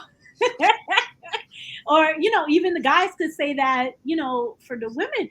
But it's just this idea of like, no, I really and truly have a higher and bigger purpose. And it's bigger than you. It's bigger than this drama. It's bigger than that. And at the end of the day, it hurts my feelings. I don't like it. It's uncomfortable, but I can have that conversation with myself. And I could keep it real with myself to say, like, sometimes maybe I do have to sit this one out for a couple of weeks because it's really bothering me. It's getting under my skin. But then, okay, we're not going to take too long off, because why would I stop worshiping and doing ritual and doing hesi and chanting and singing and all of that because a person is annoying? You know what I mean? Like, like what they say, your character when you're at your lowest. And anytime I'm at my lowest, like, oh my gosh, case in point, I found out today I have no health insurance at all. I got no notification. It was certain things that I'm not really going to get into that have to do with my former workplace. But it turned into a very, what's the word I'm looking for? Retaliation, a lot of retaliation. And I got a letter talking about, oh, well, you owe us money. And I'm like, but y'all already took money out my check. So that's weird. And now I went to a doctor's appointment earlier today and they're like, ma'am, you don't have insurance. Nobody said any, and they retroed it back to the end of June. Wow. Found that out today. Now, you know, in my mind, Sekhmet wanted to slice and dice and slash and everything. And I sat here and I was like, I could sit here and be mad. I could sit here and cry. I could sit here and plot and do all of that. And at the end of the day, I still ain't going to have no damn insurance. So what the hell is the point of me going through all of that and then sacrificing getting ready for tonight's presentation? True that. You know what I'm saying? So again, another example of how you were empowered by the Kemetic legacy. Yeah, it's just one of those, and it comes up a lot dealing with coworkers and people gossiping, and you know, it's there. So is it fair to say that it's a personal, when we talk about, when people ask for data or evidence, it's a personal thing that one would have to provide, because like you said, it's not something that's been looked into or studied ad nauseum, like say Christianity, Islam, Buddhism, etc. So yeah, that because I feel like that's going to be a sticking point for whatever reason, even though I think you did a good job of explaining why that wouldn't be. Yeah, no, it's just, you know, it's too young, and it's not. So Kemeticism, and again, I've said this before, it's not a what's the word? Was it? It's not a religion or a spiritual practice, because I know some people, they get all weird about the R word and whatever. Like, let's be clear, they was doing ritual, they was bringing stuff to the temples, they was tithing, different words, but they was giving stuff to the temples. That it was a whole thing. Like, so for us to act like they wasn't doing that back in the day is a little weird, but whatever. Feelings. But you know, like, it's not organized right now. So how can you study something that's not organized? Because and that's part of the beauty of contemporary Kemeticism. One temple does things one way, one temple does it another way. One temple emphasizes this, one temple emphasizes this. The thing that unites us is the practice of Ma'at, the reverence of the Necharu, you know, the common language, the love of the culture and the history, and just all of us striving to have better lives. And we know that it's a common misunderstanding about people who for people who attempt to study the Kemetic tradition, because instead of finding someone like yourself or somebody like I always mess up his name, but the head of your institution, or somebody like Jabari or Anika Osaze or Baba Heru, they talk about young Pharaoh and Brother Polite.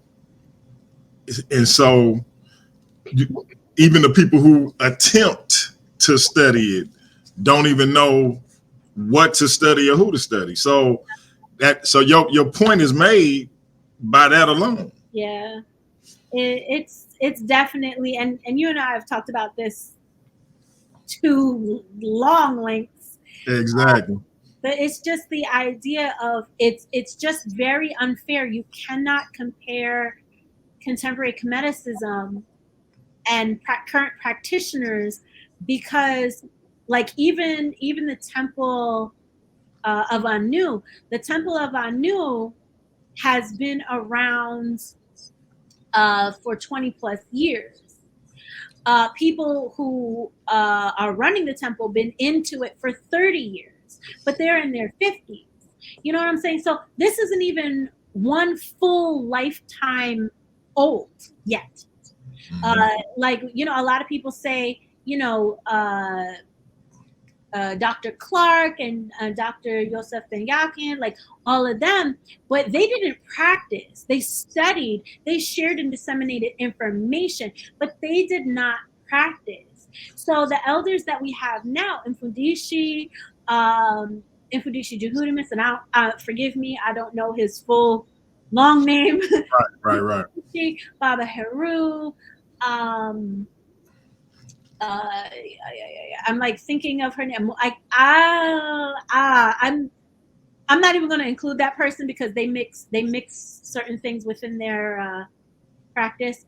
But like all of the elders are still here.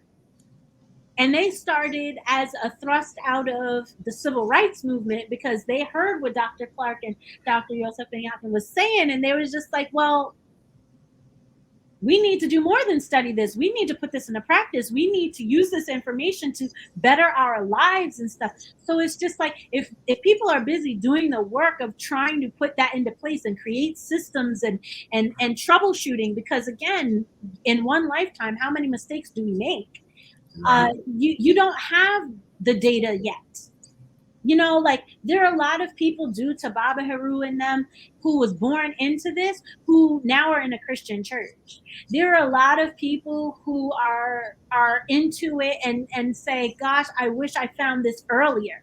There are a lot of elders coming into it who's just like, yeah, I've always felt comfortable, but I never really had a place. There's a lot of people who they like the Kemetic thing, but because it's so young, they turn to Ifa, they turn to Santeria, they turn to other systems because they have longer times, they have more, whereas the contemporary Christian, Lord have mercy, slap my face, both sides. Lord have mercy, so sorry. Let you have mercy. See, look, I'm like a double with that one. But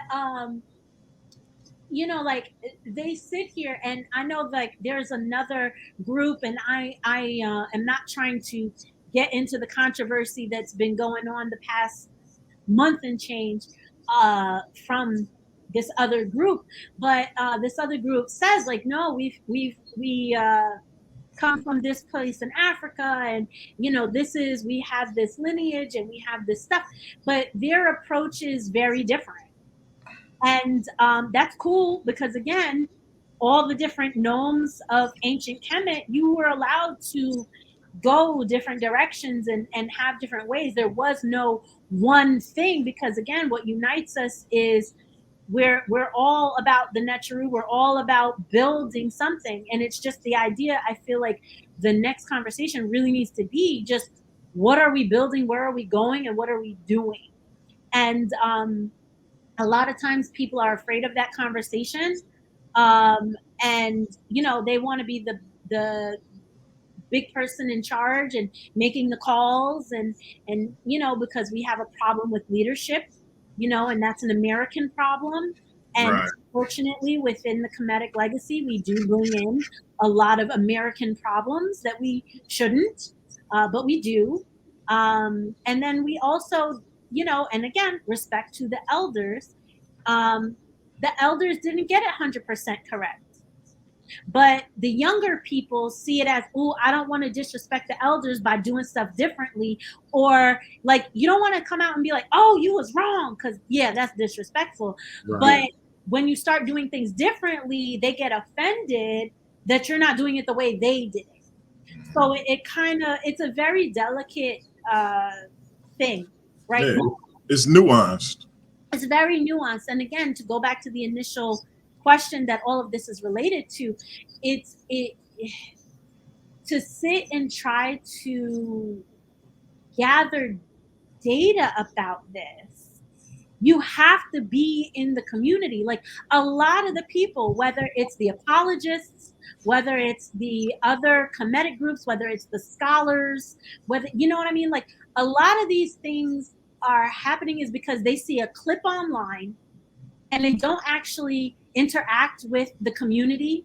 they just hear a little bit, or they get like, because we're a capitalist society, we need an 8-second sound bit, and they get 8 seconds, make up their mind and say, this is what it is. And that's not, it really isn't. And unfortunately, a lot of us are looking at each other with the crazy side eye and not having these conversations and talking crap, because I want you to donate to my Cash App. I want you to subscribe to my podcast. I want you to, do these, that, and the third, because a lot of, and again, this is part of the critique that has been out there, but I'm going to say it. I speak for me. I don't speak for anybody else. I don't speak for the temple. I don't, just me. We really need to create ma'at around reciprocity versus capitalism, because there are absolutely, and I might get in trouble for saying this, but that is okay. There are Kemetic priests out there who will, for a fee, give you a name and you are a Christian person. There are out there, and I think I even told you that before, where it's like, I have had people say, hey, this is the name they gave me, what does this even mean? And I'm like, bro, that's in the Proverbs. Like, you, as a teacher, you are responsible for your pupils. How can you, and again, some of this comes from the older generation, because I get it. They were banging against the system, and we're not going to be part of that, and we're going to be entrepreneurs. But entrepreneurs didn't have a retirement, right. So now they're doing whatever they can because of money in their golden years, and it's quite unfortunate that that short-sightedness, like, what was great and awesome idea was very short-sighted, which gets us back to shot. And I know we gotta move on, but I'm gonna say something that I think is another big issue with regards to the tradition and the legacy that get kind of downplayed, but I see it all the time. It's a lack of respect for what someone like yourself believes or believes in, and whether it's from so-called people who consider themselves conscious, or Christians, or whomever, atheists in our very community, whether they want to say we don't descend from Egypt, or all religion is bad, or if it's a Christian, simply because of the comparisons that have been made, and it's just a fight against that. And it's always so, because like you can care less about what a Christian does. If that's helping you, fine. You don't even talk about that type of stuff. But they'll challenge you just because of that association from what other people are doing. Yep. And I think that's the biggest issue for me, is everybody want their position to be respected for various reasons, but then when we get to this particular tradition, you just want to dismiss it.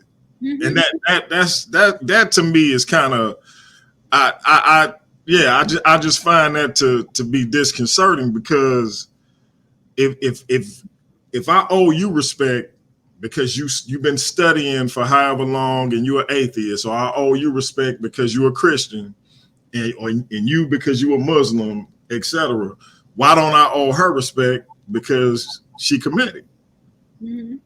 That's the part that I think it get downplayed, but it's a pronounced disrespect and dismissal of people who practice this tradition. It's a dead tradition. How can you continue that tradition? What are you talking about? They doing it. However, whatever you think about it, they doing it. So, but yeah, I know we gotta keep it pushing. Yeah, no, I think that's hitting the nail on the head, because so many people, again, within the conscious community, with the scholars versus spiritualists versus this versus that, everybody is so quick to want to be right. And I think it's quite unfortunate that, like Malcolm X even said, I don't care what your religion is because liberation is the key. And if this legacy can help people liberate themselves from their condition in this country, what are we so concerned about data for? If it works. If it works, what the hell? Even though hell doesn't exist. Anyway, like, and even just the idea of how Abrahamic we are with our mindset, yet we want to sit here and say how African we are, but we have like a Christian superiority complex, and we approach things from a not Kemetic, from a Christian lens, even when we say we are no longer Christian. Where do you think you're getting your gender norms from? Where do you think you're getting your gender roles from? Where are you getting that? Where in your Abrahamic text? Okay, cool. Oh, you're not getting it from there? Was it like, who wrote that? What time period did that come from? But it's like the critical thinking is just not there. And then put on the layer of, now I got to be a capitalist and make money because I'm trying to get my hustle on, so I need to be inflammatory and disrespectful to other people so I could get viewers so people could give me their money. And as much as I love the brother, I very much have a lot of love for Shaka Amos. And he is so intelligent and he has so much to bring to the table. But because of his execution, and everybody knows it, it's because of his execution. And then people, and he doesn't even claim that he's Kemetic. Right. He's not. He says it himself. He said he don't even really say what he is, but he is very educated on ancient Kemet, and I've learned a lot. He studies ancient Kemet, and he has a love and admiration for it. Yeah, it's that simple. I mean, it's clear, but he's never said he's a Kemetic practitioner ever. But people will listen to him. People will listen to, and again, most of that is because, unfortunately, outside of Jabari, what practitioners are actually getting out there and talking? Right. Nobody's getting out there and talking because everybody else is so disrespectful. Mm-hmm. And it's like the idea, what is my impetus for doing this? I'll even say for myself personally, but for other people, like, why would I go out there, get attacked, get disrespected, called fake, called an agent of the government, called a sellout, called all these names and disrespected by the people I'm, whatever, trying to help out or just show that there's another way, and I'm going to get beat up for it. Right. For what? I could just sit home and do my little rituals and mind my damn business. Exactly. And most of the people will say that. Like I have said, and we've talked about maybe doing panels before, and I've asked people, and people and the people I've asked, no, yep, you could do it. And just for myself, like, I do it because the work needs to be done. I do it because I have a love for this legacy, and I feel like oftentimes people, like, the image is you got to be this super studious scholar, or you have to be a priest or priestess to be able to talk. And it's like, no, I'm a regular person, and as a person, I do study. I pride that about myself, but I just want people to be able to see what this looks like in real time and say, like, you can have bad days. Like, it's not everybody wearing white and nobody ever curses, and we don't listen to Little Baby, and we are regular people that listen to regular music, and we know how to put things in context. We know how to have our own fun. We know how to put that other fun into perspective, and have the ma'at between it. Like, you don't have to float on a cloud just to be Kemetic. And that's why I do this, because you know, it's either that or Kemeticism is super politicized, which is like, we don't even have a state. Why are y'all having all these political opinions? It's weird. Right. Um, I remember with the last when we did the show about what Kemetic spirituality is not, and you said like, you know, I ain't really got time for this. The only reason I'm doing it because you asked it, and I was like, good looking out. I appreciate it. So right. you know, and that's the thing when people actually live in a lifestyle. Like what's the saying? What's understood don't need to be Mm-hmm. explained. I don't have to come on here and explain who I am and what I do Yep. to you, but to kind of give people a broader understanding because of all of the misinformation that's out there. Yep. You know, I appreciate you taking the time to give it clarity.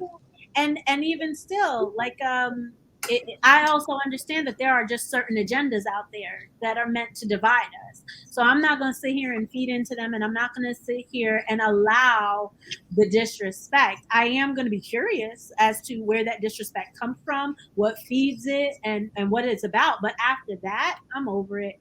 I'm good. Um, it was something else I was about to say, but now I don't remember. So I'm gonna go ahead because I know I had something, and this is my second to last person or Natert. So I think after Osset, the most famous, if it's not Sekhmet, would be Hatharu. Hatharu, or some people will say Hathor. Um, she is very popular. The idea of her is, oh, and you know, joy and love and relationships and blah blah. Like, it's very superficial, and I feel like if we were to say, as compared to human age, Kat Haru would be a woman who is in her teenage and 20 years. It's you learning yourself. It's you loving yourself. Yes, you make mistakes, but it's trying to figure it out and having joy within life, learning relationships. There's one story where Het Haru, and I haven't read this story in so long, so I might even not say it 100% correctly, but she was with Ra and something was wrong where he was like upset or angry or something like that, and she flashed him real quick. Oh And wow. it's weird, you know, because nowadays we'd be like, oh my God, that's incest. Yes, you know, Right. time period, history, yeah. Cool. But it's the idea of like, remember back in the day when it was Girls Gone Wild and beads, let's go to you know, it's just this silly, innocent thing. It's not like, yes, it's being fresh. Like for people who, because I love anime, if you watch some anime, they'll sometimes be like, and make that Yeah, face, or they'll like exactly. pat their butt just to be funny. You know, it's that's what it was in the vein of, not the fact of like, hey, grandpa. Like, no. I'm about to get super geeky on people, but when I was a younger man, I swore. What's her name with the blue hair in Dragon Ball? Bulma. I swore she was gonna molest Goku. I was like, it's about to happen. Like maybe because he an alien, it's okay. I don't know, but Yeah. it's looking kind of. But yeah. Anyway, you Yeah. just brought out a I old. mean, we know the Japanese have their own Yeah, background with sexuality, so exactly. leave them where they're at. But it's just the idea of being playful with one's sexuality. Like, and again, that's very different than Abrahamic traditions where it's like, oh, you have to be chaste. And like, man, I feel like I've told you so many stories nowadays. Like, I'm repeating myself. I feel that old. It's all good. But I had a conversation with a coworker once, and we were talking about menstrual cups, and that was like, you know, just the idea of it. And she was sitting there like, oh, and you have to put it, like, she was so grossed out about her own body. And it's just like, there is nothing wrong with your body. And like, if you have certain smells, you need to learn how to do that. Like, fix that for your body, or know what's normal smelling for your body. Like, I had one friend, she purposely bought Victoria's Secret sprays to spray on her underwear because she hated her smell. Oh, wow. And she didn't stink. She didn't have like a bacterial infection. Just her natural, It's a natural smell. And I don't know the sister, obviously, but had she talked to a man, she would understand that no perfume could substitute that smell. Not to get too, but that's so unnecessary. But again, she's older now.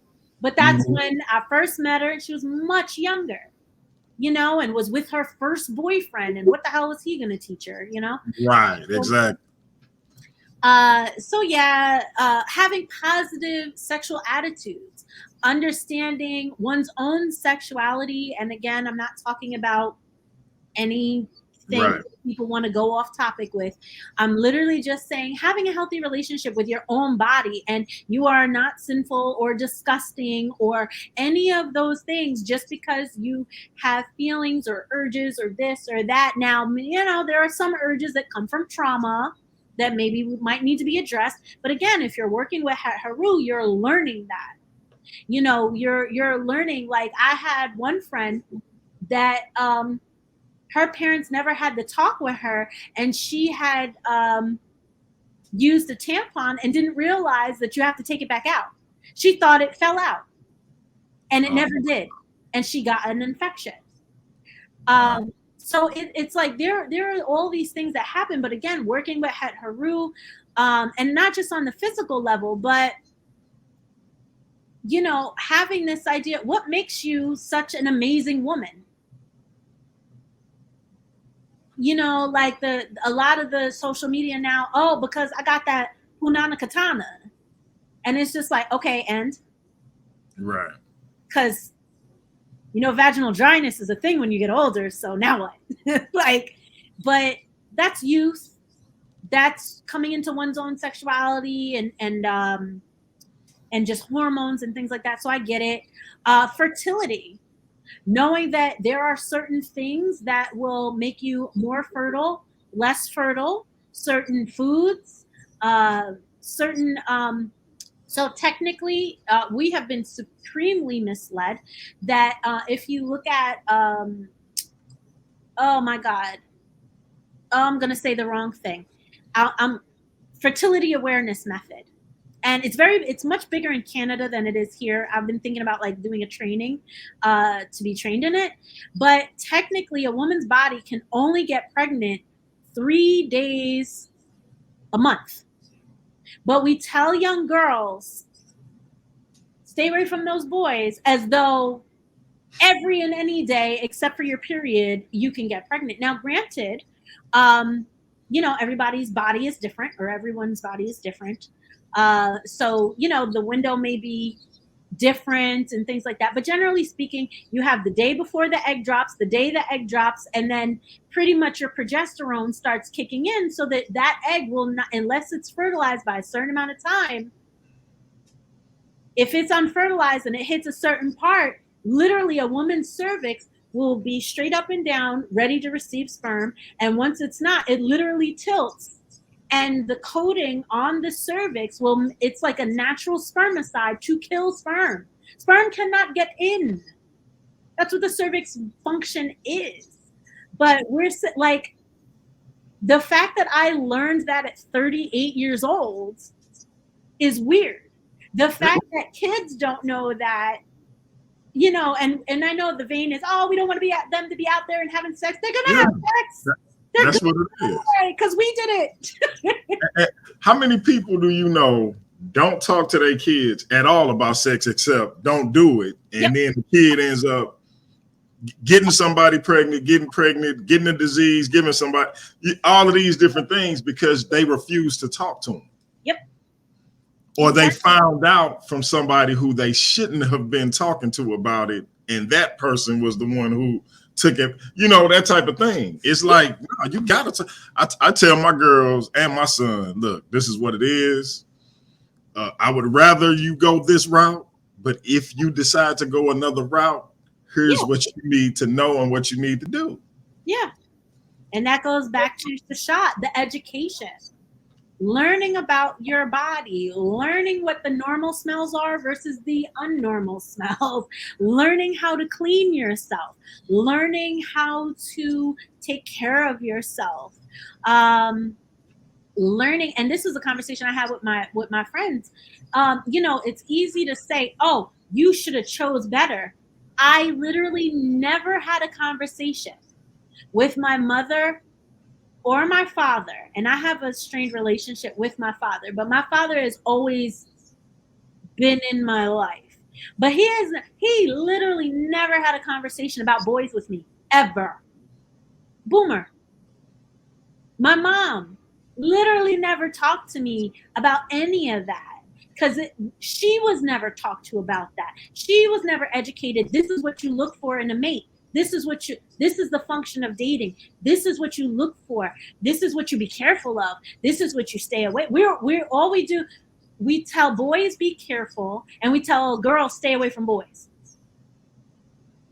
That's what we do. So you're gonna sit here and be mad at 20-year-olds making decisions when we left them out for the wolves, and we never had conversations. We never had conversations with them. I literally had to have a conversation with a former student.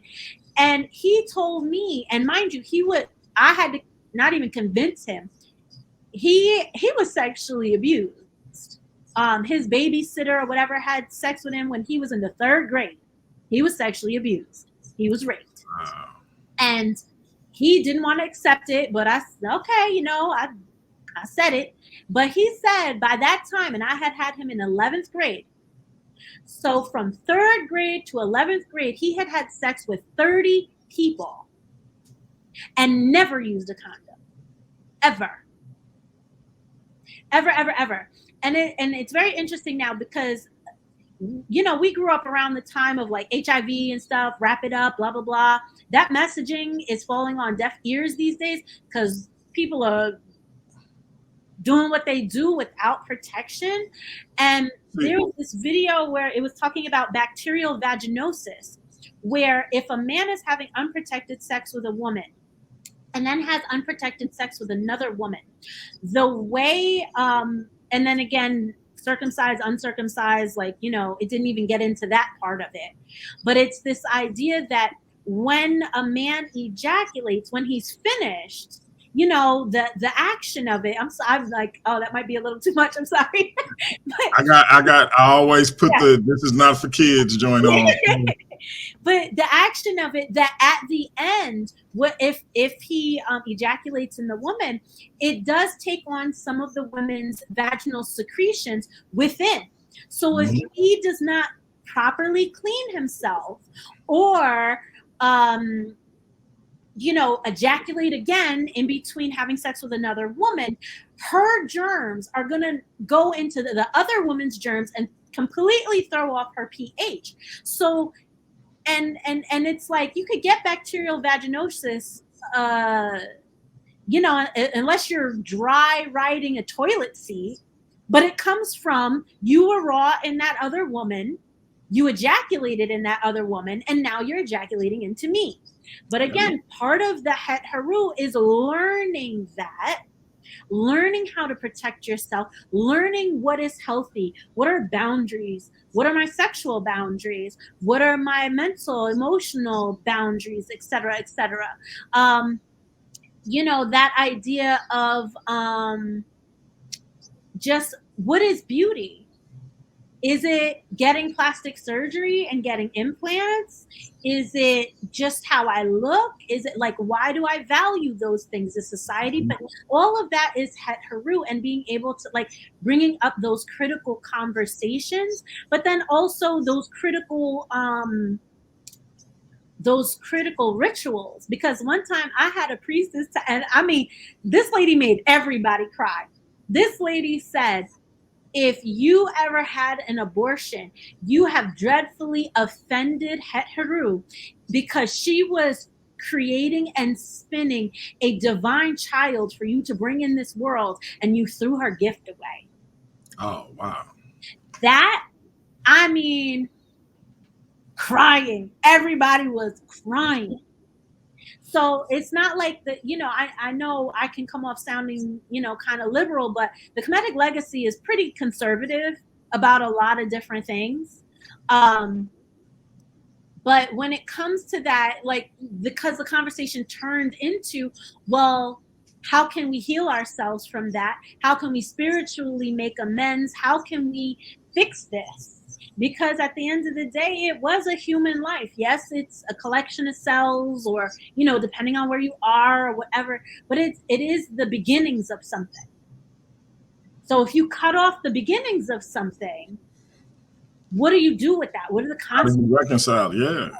Yeah. And you brought up something that, and this a personal thing for me, that it is. I don't talk about it with a lot of people, but I think I have talked about it on the channel. And when you talked about that young man, what happened to him in the 3rd grade, I forget how frequently it happens to young boys, because I was in the 6th grade, and a babysitter who was in her early 20s did the same thing to me. And I had to have a son and my wife had to make the comparison with my son in order for it to sink in that this was something that shouldn't have been happening, because I couldn't see it as that, because in my mind, nobody forced me, Yep. You should want it to happen. And even when I would talk to other men about it, it was looked at as a positive thing. You know what I mean? And so it's like, and I'm thinking about how you said he struggled with coming to terms with what actually happened, and I realized I did too. And had my wife not asked, okay, well, what if a 22-year-old did that to your son? Yep. And it was like, okay, I got it. Yeah. And even after that, because of what happened in my particular situation, I still struggle with it. But I know what happened shouldn't have happened. You know what I mean? Yeah. I think that's one of the things I'm gonna talk about coming up. Like, why do we deal with male sexual trauma differently than we do female sexual trauma? Oh yeah. But oh man, I almost started going there, but I'm not going to do it. But and of course, you're welcome to get on the panel. Oh, so. I definitely I like that conversation, just because I talk about that, or I make sure I bring that up with my students, just because, again, if not me, who's going to bring this to their attention? And not necessarily bringing it to their attention but your friends may be going through something and they can't talk to you, or maybe you went through this and this is not okay, because at the end of the day, you're a child. Like, you're a child, and yes, the plumbing works, but just even how we treat it as a society. Like, well, what was it a couple years ago? Lil Boozy was like, he brought prostitutes for his son. So, when it's women, and then I'll move on to the next piece. But when it's women, it's, protect the innocents, protect their body temple. It has to be protected, but boys and men don't need protection. Right. Yeah. And then we look at, men are mad because women are manipulating them and this and that. And it's just like, but that's the foundation of it. Women manipulated and took advantage of him when he was a kid. And if it's not a babysitter, it's like, I know, just as far as a female, I know someone who, she said it was her babysitter and it wasn't sexual abuse, but this babysitter would consistently physically and mentally abuse her when being babysat by her. So it's just like, again, this whole thing. But if you like, why were there babysitters? Is it because of finances? Is it because, oh, I was going out real quick? Like, what is that about? There's so much to unpack there. Yeah. And then that's also part of the healing, because men don't have healing circles the way women have healing circles. Men are not allowed to express emotions the way women are allowed to express emotions, even now, and it goes back to that whole idea of like, can you cry in front of your boys if it's not a funeral? Because if something happened, because I even said, what if a girlfriend simp? Oh, he a simp, and I'm like, wait, so you could deeply care and love and cherish a person, but if you show emotion about it and being hurt by that, you're a simp for having feelings. Something's wrong with you. Yeah. Because that's not the human makeup. That's Right. weird. That's trauma. That's very, very weird. So and I realized I didn't put in the application. So this all is part of the application part. When in doubt, if you feel like, oh, I don't want to look at the ancestors, I don't want to look at the ancient Kemetic like leaders and things like that, one can always look at Ma'at as far as being empowering. So there is one thing, and this was said to me when I first, started within the Kemetic legacy, and it was this idea of, this tradition is not about anybody coming to save you. This tradition, nobody's coming for you. You need to do the work. You need to save you. You need, so in a way, it's kind of like hyper individualism in a way. But it's not. But so the way I see that is, and Nissa Bidi Rasanku Kepper says this a lot, live Ma'at, speak Ma'at, do Ma'at. So, a lot of these scholars, they could break down the books and this, that, and the third, but are you living Ma'atically? Are you living within harmony and balance and reciprocity? Are you letting it come out with your words? Are you, because your words are a reflection of your thoughts. Mm-hmm. So are your thoughts Ma'atic? Are your words Ma'atic? Is your life Ma'atic? Are you doing this in practice every day? And like, that's what becomes very misleading with a lot of these Kemetic people online, with this idea of data, and because this isn't science. This is my life. This is your life. This is our lives here. And we can sit back and study our lives from a scientific perspective, or we can actually live them. And we can actually, boots on the ground, do something about it. If you're hungry, you eat food. If you're thirsty, you drink water. If you're dirty, you bathe. Like, it's very easy. You don't really have to have data for that. If you do the work, your life will improve. Period. Now, one can say that about any system, because that's why there are systems. There are multiple systems because multiple people need multiple things, because we're all different and we all have our own hang-ups and perspectives and so on and so forth. So the Kemetic legacy isn't for everybody, and that's okay. But it's not dead. It's not ineffective. And it's not something that can just be studied and that's it. So the thing that I had closed earlier, because this part I did want to go through.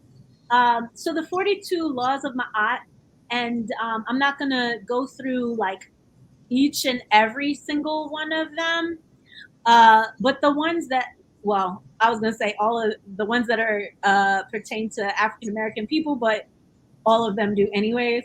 So this idea, I have not, actually, you know what? I'm going to share this so everybody can see what I'm looking at. So I have not committed sin. So a sin can be so many different things. But again, not going to get into super detail with that. I have not committed robbery with violence. So, this can literally be figurative. I mean, literal violence, like I'm going to go carjack somebody and put a gun to their head.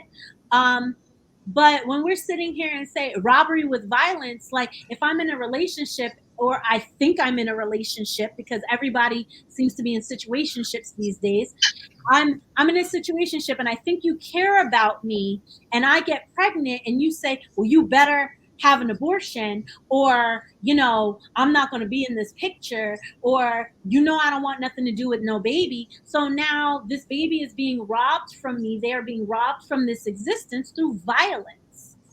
Like, and that could be through coercion, or that can just be, I'm out here having fun. I don't want to have no baby. I'm just gonna go get an abortion. I'm gonna just go take a pill and treat it like something easy breezy, simple to do. Like, you are robbing another being of life through violence. So the 42 have so many ways that they can be applied. I have not slain men or women. So yes, literally you're not killing people, but are you slaying them in public opinion? Are you slandering people? Are you gossiping about people? Are you trying to make them look bad so you can have a come up, like stuff like that? I have not swindled offerings. This is the easiest thing. Like, are you giving gifts to other people because you truly want to give them? And you love this person and you want to express that love, or are you doing it because you feel obligated and therefore, like, oh, I'll buy them something that's on sale, I'll buy them, you know what I mean, like being cheap with it, or oh, you sure you want that, and you try to talk them out of the gifts that they want, or people do that. I have not stolen from the nurture or nurtured. That could be like, I could go over that in another time. I have not told lies. That includes little white lies. That includes sparing your feelings lies. That all of those things. I've not carried away food. I'm gonna skip for now. I have not cursed. That's an easy one. But again, not just using foul language, but literally throwing out that negative energy towards another person, another situation, towards yourself. Like, sometimes we have those self-deprecating thoughts like, oh, I'm so dumb, I'm so stupid. And I've literally had to say, why would you talk to yourself like that? You're putting a curse on you. You're putting that negative energy on yourself. Don't talk to yourself like that. As they say, you're listening. I have not closed my ears to truth. Oh my God, that's most of the people on all of these things. Like, everybody want to talk, everybody want to be right, nobody's listening. No, everybody want to be so busy being offended and in their feelings that they're not saying, hey, you know what, I don't like your delivery, it was jacked up, however, da da da da da da da. So I have not closed, I said that. Committed adultery, that's pretty easy. Now, mind you, that's the person in the relationship, but then also, are you doing your due diligence in this dating world to say, hey, are you with somebody? Like, a lot of people won't even ask that. Like, are you married? Is there somebody out there who thinks you're in a relationship with them? Is there somebody who you spend a significant amount of time with that wants to be in a relationship with you? Are you dating? Are you, all of those things? Doing your due diligence. I'm going to skip down. Not made anybody to cry. Sorrow with reason. Not assaulted anybody. I have not been deceitful. So are you being petty? Are you trying to, get a rise out of people just because you feel like you want to be entertained by them and you feel powerful because you can get them in a tizzy? I have not been an eavesdropper. The version I know says, I have not been an eavesdropper nor pried into matters to make mischief. So yes, you like, sometimes you're just going to hear stuff, but you're not purposely trying to overhear people's conversations. But when you do hear other people's conversations, you're not going to go out there and repeat it. You're not going to be, oh, guess what I heard? You're not going to use that information like for insider trading purposes. You're not going to do nothing like that. Right. I've not falsely accused anyone. Oh, you just want my man. You just jealous of me. Like, what? you're just a hater. I thought I was looking out for you, but okay, cool. I'm a hater. I have not overstepped my boundaries of concern. So that, oh my God, I have so many examples of that. But just making sure that in general, if you care about somebody, you tell them once, twice, thrice. After that, we're not brothers and sisters keepers over here. Like, I'll warn you, I'll try to keep you accountable. But if you want to go ahead and keep doing heroin, boo, I love you, light and love. You gonna have to learn that lesson. I can't save you. I have not exaggerated my words. I have not worked evil. I've not used evil thoughts, words, or deeds. I've not polluted the water. This could be in a lot of different ways, but yeah, I have not spoken angrily or arrogantly. I have not cursed anyone in thought, word, or deed. I have not placed myself on a pedestal. Like, all of these things are important because at the end of the day, we are living Ma'at, speaking Ma'at, and doing Ma'at. We are keeping ourselves in check. We're not letting our egos get away with ourselves, but we're not lowering and humbling ourselves so much that we're turning the cheeks 50,000 times. So, again, it's that Ma'at in the situation. Being able to be your best self as often as possible, because it's not going to be every day and it's not going to be perfect. And, because we're human, but it is what it is. So just before closing out, I just figured in general, if people kind of were interested in the Kemetic legacy, because I know a lot of people are like, oh my God, read this book, get this book, blah, blah, blah, blah, blah. Yeah. So these, I feel like, are really, really good, easy beginner books. Especially if a lot of times people will turn to spirituality when they're in times of crises. So these books are very, very helpful, especially if people are going through crises. So the Husia is compiled by Maulana Karenga. It's supposed to be a living and evolving document, but he has not updated it or anything like that. So that's okay. But it's just selections out of various papyri that he kind of compiled for like moral living and how to kind of live a good life. So that's, like if you're having a hard time or you're having a question of faith, because, maybe your partner passed away or your mother passed away. And it's like, oh, these things keep happening to you. Why do bad things happen to good people? Like, there are sections in the Husia that speak to that and give you comfort and help you to kind of move and work through that. Egyptian Proverbs is by Muada Ashby. That book is a bunch of proverbs. So it's kind of like one of those, you want something quick and easy to remind yourself of kind of like what you're going for or what lessons you're working on. And he has it divided by various subjects. So my favorite out of there is it's a proverb about fortitude, and it's watch me not even say it right, but whatever. I'm gonna get close. So, as a camel goes through the desert and thirsts not, so shall the fortitude of a man hold him through times of trial. So it's just like a camel can go ahead and they're going to conserve that water, they're going to conserve that fat, they're going to traverse the land, they're going to get the job done. And as a person, like I'd be going through it sometimes. So that's one of my favorite proverbs, because I'm like, all right, I'm in the desert, I gotta conserve, but I'm making it to my destination. I may fall apart, I may take a little nappy nap, but we gonna keep going because we gotta get through this. Legends of the Egyptian gods. I know people hate Budge. I always still recommend Budge just because it's cheap. It's a cheap book to start with. It's not horrible. It definitely has all the Greek names. It does not have the Seshmetuneter names per se.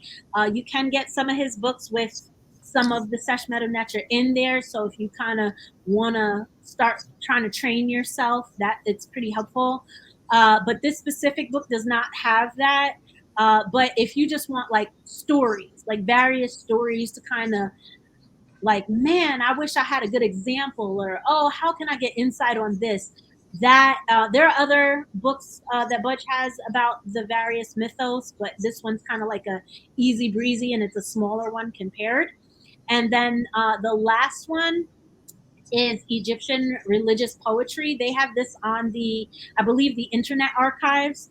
So, but I think you now for the Internet Archives, you got to have like a subscription. Everything's a subscription now. It's weird. Uh, but I found myself really liking that book when I first got it. If you could find it on eBay, it is out of print. It is an older text, but it does have like some short, sweet, kind of like Egyptian proverbs types of things to kind of get your mind set. And it does have, especially if you want to work with a certain church or Necharu in general, it does have like texts in there to be pretty helpful. So this time, and I put this out there because I know I don't be looking at the chat, so I wasn't sure if there were questions in general. Yeah, nah, I think my man Lee Mack may have left. My boy, my man Andre Boyce, who was on that show I had about what caused the rift, he had an interesting comment. Okay.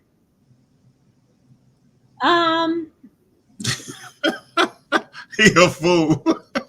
Well, all right. He a comedian. He a comedian. You know, I'm gonna take that seriously, but when we have that some of the future conversations, I would love to know if men really don't want babies, why they don't start getting vasectomies. Just asking. I could look after my son was born, four girls, and I got a boy. Hey, all they had, it's easier on the man than it is the woman. Sign me up, doc.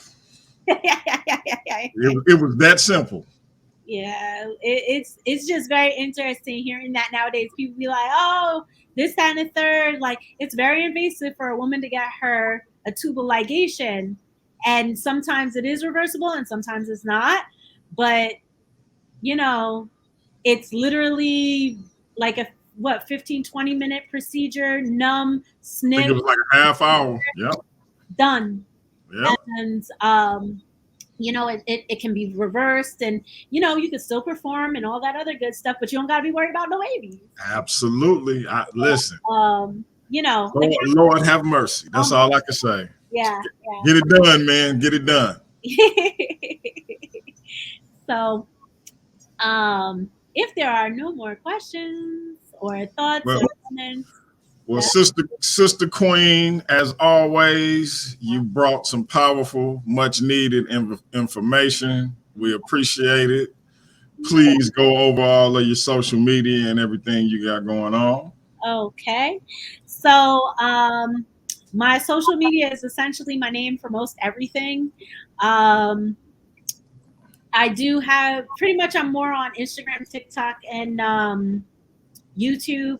The Facebook group, I'm going to be relaunching that, as well as I'm relaunching my website because I went to Kemetic last year. So I completely redid it with a whole bunch of new pictures and videos and things like that. And I have new items like in my online store. I'm going to be coming back with the Instagram live series. So Thursday night study session is going to be coming back come September. I want to add in Mondays. So that's why I didn't want to necessarily go through all of the Ma'at, but just the idea of like, okay, what does this breakdown look like in contemporary times? And then just YouTube series. I found myself listening to like a lot of motivational videos and stuff in the morning where it's like, get out of bed, you can do this, rah, rah, rah. And then I was like, oh, there are no Kemetic ones for this. So I'm still working on them. I have a couple of them done already, but Kemetic motivation series, as well as affirmation videos centered around various Necharu. Just, you know, depending on what one's work is, you could just kind of be in the car and listen to the affirmations, fall asleep, listen. You do not want to fall asleep, listen to my voice. Don't do that.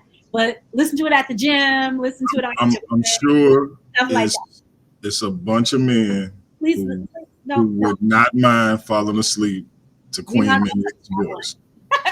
we're not gonna touch that. So that's just the new stuff going on. And again, Nahem Zua, thank you so much for giving me time to kind of just go through the whole breakdown of everything. And if y'all are so inclined, feel free to follow me, interact with me. I'm always open to new ideas as far as like topics. When I do study sessions, if you feel like you want to reach out and give book suggestions on things to read, pretty much we read it together every Thursday.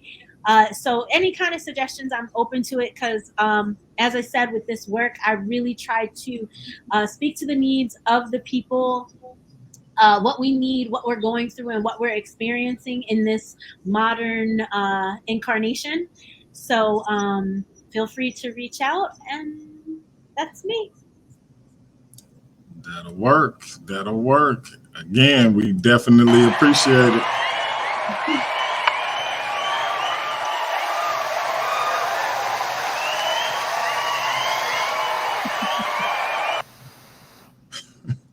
So I'm gonna close this one out. I see Rocky. I see you in the chat. You can watch the replay. You know, me and the sister. If we don't do 3 or 4 hours, then it ain't one of our shows. So it is what it is. But I got a poem, as y'all know, I'm prone to do. I think this one is appropriate for this particular subject matter. So I'm gonna close this out with this, and y'all follow the queen.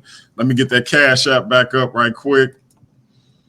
Donate to the sister. She gave us 4 hours of powerful information, non-stop. She barely was able to catch her breath, and it was constant, legit information that you can look up, that you can go quantify, etc. So watch the replay if you just came in, but you'll see exactly what I'm saying. So charts, the whole demo. So go back and watch it, and you'll see exactly what I mean. But this poem it's in my first book, Love and Life Volume 1. Volume 2 will be out this October. Speaking of, the brother Rocky and I, this Sunday, 7 Central Time, 8 Eastern Time, we having what we call Poets Corner, where we'll be talking about some poems out of my book. The brother will be interviewing me on this platform, and we'll be going over some of my poems and, you know, talking about mental health and things of that nature. So y'all tune in for that this Sunday. We also have a debate. Google Scholar and Steve, I hope I'm not messing the brother name up, Calarbo. He's a Kemetic practitioner, by the way. Was Charles Darwin a racist, or did his work help to eliminate scientific racism? That'll be Saturday around 5 Central Time. So yeah. Inner history teacher is intrigued. Yeah. So check that. As a matter of fact, I sent when we kick it off, I'll send you the link to the debate.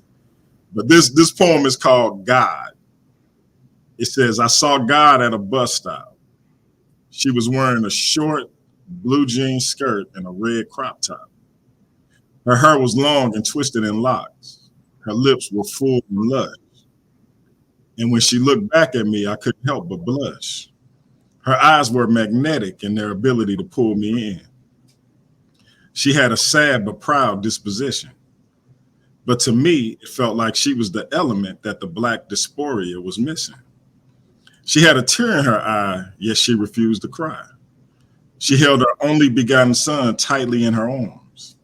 She vowed that no matter what, she'd shelter him from the coming storms. Her caramel complexion held more meaning than even she knew. Her Black pride gave her the resolve to endure the trials and tribulations she'd been through. Her brown eyes gave off a beautiful and regal gaze. You'd never know that God was the descendant of a slave. So y'all check out Love and Life Volume 1. It's on Amazon by your brother DMG the Poet. Love and Life Volume 1, a collection of poems by yours truly. Go cop that. I would put the link in the chat, but I don't even feel like pulling up my notes right now. But y'all go get it. And like I said, support the sister. Y'all see the Cash App up there. Queen, we appreciate you. When I get that part 2 to that why is there a rift between black men and women, I'm definitely gonna hit you up and see if I can get you on that panel. See if I can get you and Andre to have a nice little back and forth. See how that go. I honestly feel like we're probably gonna agree on a good amount of stuff. So as do I, fellow New Yorkers. I think he might even be in Jersey. So, but yeah, I think y'all gonna agree on a lot. But it's gonna be something in there that y'all gonna disagree on. So, we'll see. But as always, it has been an honor to have you on. Powerful information. Again, support her, follow her, and show us some love on that Cash App. This has been Paradigm Shift TV, empowering women through the Kemetic legacy. So y'all come black. We'll be back at it. Check out that Google Scholar Steve Calero debate. Was Charles Darwin a racist? Me and Rocky, Poets Corner. And the Queen will be coming back to jump on a panel and spar with some of the brothers. We're gonna keep Cap 10K away from it though. But y'all come back and join us. We out. All right, show me my tab.